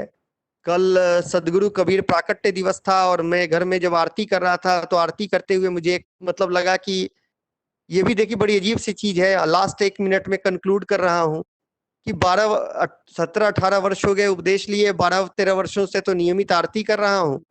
तो मतलब आरती तो सब याद ही है कि एक समय था कि आरती भी नहीं थी, तो एक मन में सूक्ष्म भाव आया जिसका कोई कारण नहीं था, पर आ गया कि आरती तो याद ही, अब तो आरती याद है जो रोज गा रहे हैं। ऐसा सोचे कि पंक्ति इसमें कि गा सकता हूं मैं, ऐसे करते ही मैं वही पंक्ति याद ही, मतलब ये भी नहीं कि अगली पंक्ति, वो वही पंक्ति में भूल गया। 2 वर्ड के बाद तीसरा वर्ड ही नहीं याद आ रहा था। फिर बड़ी कोशिश करके देख के पढ़ा, फिर अगली पंक्ति भूल गया, फिर तीसरी पंक्ति नहीं याद आ रही है। करते करते मैंने वो पूरी की पूरी फिर आरती पढ़ी और क्षमा मांगा कि नहीं स्वामी जी, मैं आरती भी नहीं गा सकता हूँ, आप चाहोगे तभी आरती गा पाऊंगा। मन में यह भी मान लिया जाए कि मैं आरती भी गा पाऊं तो नहीं हो पाएगा। ये एकदम ईश्वर की दया है कि अगर वो चाह देते हैं, कृपा करते हैं, तो ये जो भी हो रहा है ना, वंदना, आरती, साधना, सत्संग, ये सब में एक डिवाइन ब्लेसिंग्स है, ग्रेस है, और उसके महत्व को समझना है। अगर बल्ब जल रहा है तो पीछे करंट है। हम अगर भी सत्संग में बैठे हैं ना, तो एक बहुत बड़ी शक्ति हमारे साथ कार्य कर रही है। कितने हमारे दुख और पाप भस्म हुए होंगे, कितने पुण्य उदय हुए होंगे, ये हम नहीं समझ सकते हैं। ये इतना बड़ा ये है कि ब्रह्म विद्या के सदगुरु के सानिध्य में उनकी छवि और उनकी कृपा, उनके परमाणुओं के साथ प्रभाव में युक्त होके कोई विहंगम योग के सत्संग में बैठ जाए और गुरु की महिमा गाए। जो बोल रहा है वो महत्वपूर्ण नहीं है, जो सुन रहे हैं वो भी सुनने के कारण महत्वपूर्ण नहीं है, लेकिन बैठ गए गुरु के सत्संग में तो एक शक्ति है जो आत्मा के साथ जुड़कर कुछ कार्य कर रही है। वो एक ऐसा खेल रच रही है जो हमको सारे दुख और बंधनों से निरंतर ऊपर की ओर ले जा रहा है, और दुख की निवृत्ति हो रही है, आनंद की प्राप्ति हो रही है, ज्ञान की ओर बढ़ रहे हैं। तो ऐसे गुरु की महान महिमा है। और मैंने पहले भी कहा कि मंचों से ज्यादा कभी मैंने संस्मरण नहीं सुनाया, नॉर्मल बातचीत में कभी कहता हूं तो इसके लिए मुझे क्षमा करेंगे, क्योंकि द वे मैं बोल रहा हूं वो उतना ज्यादा इफिशिएंट या एलोक्वेंट नहीं होगा। और मैं खुद भी समझ रहा हूँ नॉर्मल बातों में थोड़ा ज्यादा अच्छे से मैं रख भी पाता, और समय भी कुछ ज्यादा लिया, तो उसके लिए भी मतलब बिल्कुल हृदय से क्षमा मांग रहा हूँ कि उसके लिए आप लोग को असुविधा हुई होगी। और आप सबने मुझे सौभाग्य दिया यहाँ पे जुड़ने का, गुरु के महिमा को गाने का, कुछ जीवन के संस्मरण सुनाने का। उसके लिए खुद को सौभाग्यशाली भी मानता हूँ और आप सबका कृतज्ञ हूँ, आभारी हूँ, और सदगुरु चरणों में इसके लिए भी ऋणी भाव से दंडवत करता हूँ। प्रेम से बोले सदगुरुदेव भगवान। बहुत बहुत धन्यवाद आदरणीय श्री भारत रत्न जी। आपने कहा कि समय थोड़ा अधिक लग गया, लेकिन आपके अनुभवों को, आपके संस्मरण को सुनते सुनते एक क्षण भी शायद ही किसी के मन में यह विचार आया हो कि समय अधिक लग गया। वास्तव में जब आपके संस्मरणों को सुन रहा था तो हर संस्मरण में एक भाव जो आ रहा था, याद दया को लावती प्रभु कृपालु भगवंत, अधिक याद प्रभु करत हैं यदि थोड़े कर संत। फिर चाहे वह संस्मरण जर्मनी की उस शिष्या की हो जिसने प्रभु को इस रूप में याद किया कि स्वामी जी सबका प्रसाद ग्रहण करते हैं, मेरा क्यों नहीं। फिर चाहे वह अन्य किसी भी शिष्य के रूप में हो, चाहे वह आपका संस्मरण हो कि मैं स्वामी जी को क्या अर्पित करूं, स्वामी जी के लिए क्या बना के ले जाऊं। तो सारे संस्मरण में तो हमने यह देखा कि शिष्य के भावों को, मनोभावों को, चाहे वह स्वामी जी के सामने प्रकट हो या ना हो, सदगुरुदेव हर किसी को देखते हैं, सुनते हैं, और जितना हम याद नहीं करते उससे कहीं ज्यादा गुरुदेव दया कर देते हैं। आज के संस्मरण से मुझे पूर्ण विश्वास है कि इस सत्संग में जुड़े सभी लोगों को यह प्रेरणा जरूर मिली होगी कि गुरु के चरणों में किस भाव की आवश्यकता है, कितनी ज्यादा दीनता अधीनता की आवश्यकता है। और इसकी प्रेरणा विहंगम योग के असंख्य शिष्यों से मिलती है। कैसी कैसी आत्माएं हैं, उनके अनुभव किस प्रकार के हैं, उनकी दीनता अधीनता किस प्रकार की है। तो आपका बहुत बहुत धन्यवाद कि आपने अपने संस्मरणों के माध्यम से आज इस सत्संग में जुड़े सभी लोगों को न जाने कितनी प्रेरणा दी है, उनके अंदर प्रेरणा की ऊर्जा का प्रवाह किया है। सभी बहुत ज्यादा, अगर मैं कहूँ तो प्रेरित हुए हैं। अब आज के इस सत्संग के समापन की ओर बढ़ने से पूर्व मैं आमंत्रित करना चाहूँगा श्री निरंजन जी को कि वो आएं और हमारे मुख्य अतिथि का, हमारे प्रमुख वक्ता का धन्यवाद दें। आप निरंजन जी। धन्यवाद सुधांशु जी। देखिए, वैसे तो भारत जी का साथ मुझे मिला 2010 से कंटिन्यूअस, और उनके दिशा निर्देश में सेवा करने का भी स्वामी जी का मौका मिला। यह तो हमारा सौभाग्य रहा ही है। आज जो है नैतिकता की दृष्टि से देखा जाए या मर्यादा की रक्षा की दृष्टि से देखा जाए तो आप धार्मिकता कह लें या आध्यात्मिकता कह लें, इन सब की दृष्टि से आज युवा वर्ग जो है ना अधिकांशतः भटकाव की दिशा की तरफ है। और वैसी परिस्थिति में इस तरह के मानव का जन्म, जो जन्म से ही रत्न लेके उत्पन्न हुआ हो, भारत रत्न तो बहुत मुश्किल से काफी सेवा करने के बाद मिलती है, और इनका जन्म तो हुआ ही है रत्न के रूप में, और सेवा तो बाद में हुई। पूर्व जन्म में पता नहीं कितनी सेवा कर चुके हैं, जिनके फलस्वरूप जन्म स्वरूप ही रत्न दे दिया गया। भारत के रत्न है ये। तो वैसी परिस्थिति में जो है उनकी सोई हुई चेतना को जगाने के लिए जो आंतरिक जो साधना का जो स्रोत है, जो है उनको श्रेष्ठता की ओर ले जाने का जो मार्ग जो है, जो उसके प्रति जो कार्य है, जो भारत रत्न जी ने इतने लंबे समय, इतने लंबे अरसे तक विहंगम युग में रह करके जो किया है और जो कर रहे हैं, वह जो है बिल्कुल हमारे लिए, आप सबके लिए विचारणीय है और जो है अनुकरणीय है। विहंगम योग का जो सिद्धांत है, सैद्धांतिक हो चाहे जो क्रियात्मक हो, इन दोनों रूपों को लेकर के और सद्गुरु कृपा का जो है संबल इनको मिला, और सबके साथ ही यह हर समय चलते हैं। बिना सद्गुरु सिद्धांत के, बिना उनके आदेश के एक कार्य को भी न करने का संकल्प जो है, यह इतना आसान नहीं है। और ऊपर से पूर्णकालिक सेवक बनना, सारी अच्छी नौकरी के रहते हुए भी नौकरी को छोड़ देना, उसके बाद सद्गुरु के चरणों में पूर्णकालिक सेवक के रूप में अपने आप को समर्पित कर देना, यह साधारण सी बात नहीं है।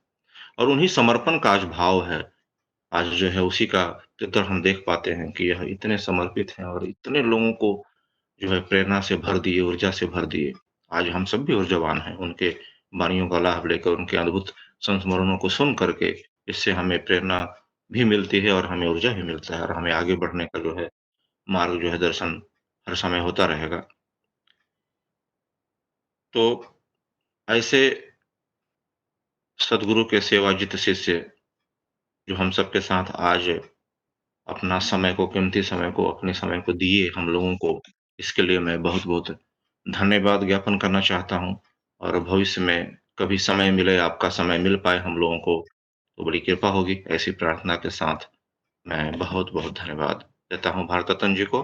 बोलिए प्रेम से सद्गुरुदेव भगवान की जय। बहुत-बहुत धन्यवाद निरंजन जी, और बहुत-बहुत धन्यवाद भारत रत्न जी। अब हम चलते हैं सत्संग की समाप्ति की ओर, जहाँ पर हम सत्संग का समापन करेंगे शांति पाठ के माध्यम से। संपूर्ण विश्व की शांति के लिए सद्गुरुदेव के चरणों में शांति पाठ के अंतिम 4 पंक्तियों को रखने के लिए मैं आमंत्रित करना चाहूँगा सानिका जी को कि आप आएँ और शांति पाठ की अंतिम 4 पंक्तियों को सद्गुरुदेव के चरणों में अर्पित करें। आप Sanika ji. Thank you uncle. शांति पाठ। हे प्रभु शांति स्वरूप हो, शांति शांतिमय शांति, शांति शांति जन शांति हो, पूर्ण शांतिमय शांति। हे प्रभु शांति प्रदान कर, दूर हो सर्व अशांति। देव सदा फल शांतिमय, शांति शांति सुख शांति। बोलिए सतगुरुदेव भगवान की जय। बहुत-बहुत धन्यवाद सानिका जी। आपने बड़े ही सुंदर वाणी से सद्गुरुदेव के चरणों में शांति पाठ को रखा और आज के सत्संग को समापन की ओर ले गईं। आज के सत्संग में हम सभी ने आदरणीय भारत रत्न जी के अनुभवों को, उनके संस्मरणों को सुना और इन संस्मरणों को सुनने पे यदि मैं कहूँ, जो हम सीखे, जिस चीज़ ने हमें प्रेरणा दी, वह यह है कि गुरु के चरण में किस प्रकार की दीनता, अधीनता, समर्पण और सेवा भाव की आवश्यकता है। हम इस संसार में कहीं भी रहें, गुरु की दया, गुरु की कृपा और गुरु की नज़र हर एक शिष्य पर हर वक्त है। अब हमारा कर्तव्य क्या है? गुरु के आदेश में रहकर सेवा, सत्संग और साधना से जुड़े रहना और विहंगम योग की यात्रा में नित्य प्रतिदिन आगे बढ़ते रहना। जैसा कि स्वामी जी ने कहा, सेवा सद्गुरु हरि भजन अरु सत्संग विचार, यह संयम नित कीजिए, तीन सार संसार। इसी क्रम में कल हम सभी पुनः इस ब्रिज लाइन पर 9:30 बजे ईस्टर्न टाइम जोन के हिसाब से एकत्रित होंगे। सत्संग कल इंग्लिश में होगा, जहाँ पर हम सभी को आदरणीय अमित मौर्य जी को सुनने का अवसर प्राप्त होगा। आप सभी से निवेदन है कि आप सभी कल के भी सत्संग में इस ब्रिज लाइन पर जुड़ें और सत्संग का लाभ उठाएं, उनके अनुभवों का, उनकी वाणी का लाभ उठाएं। तब तक आप सभी लोगों का दिन शुभ हो। जय सद्गुरुदेव।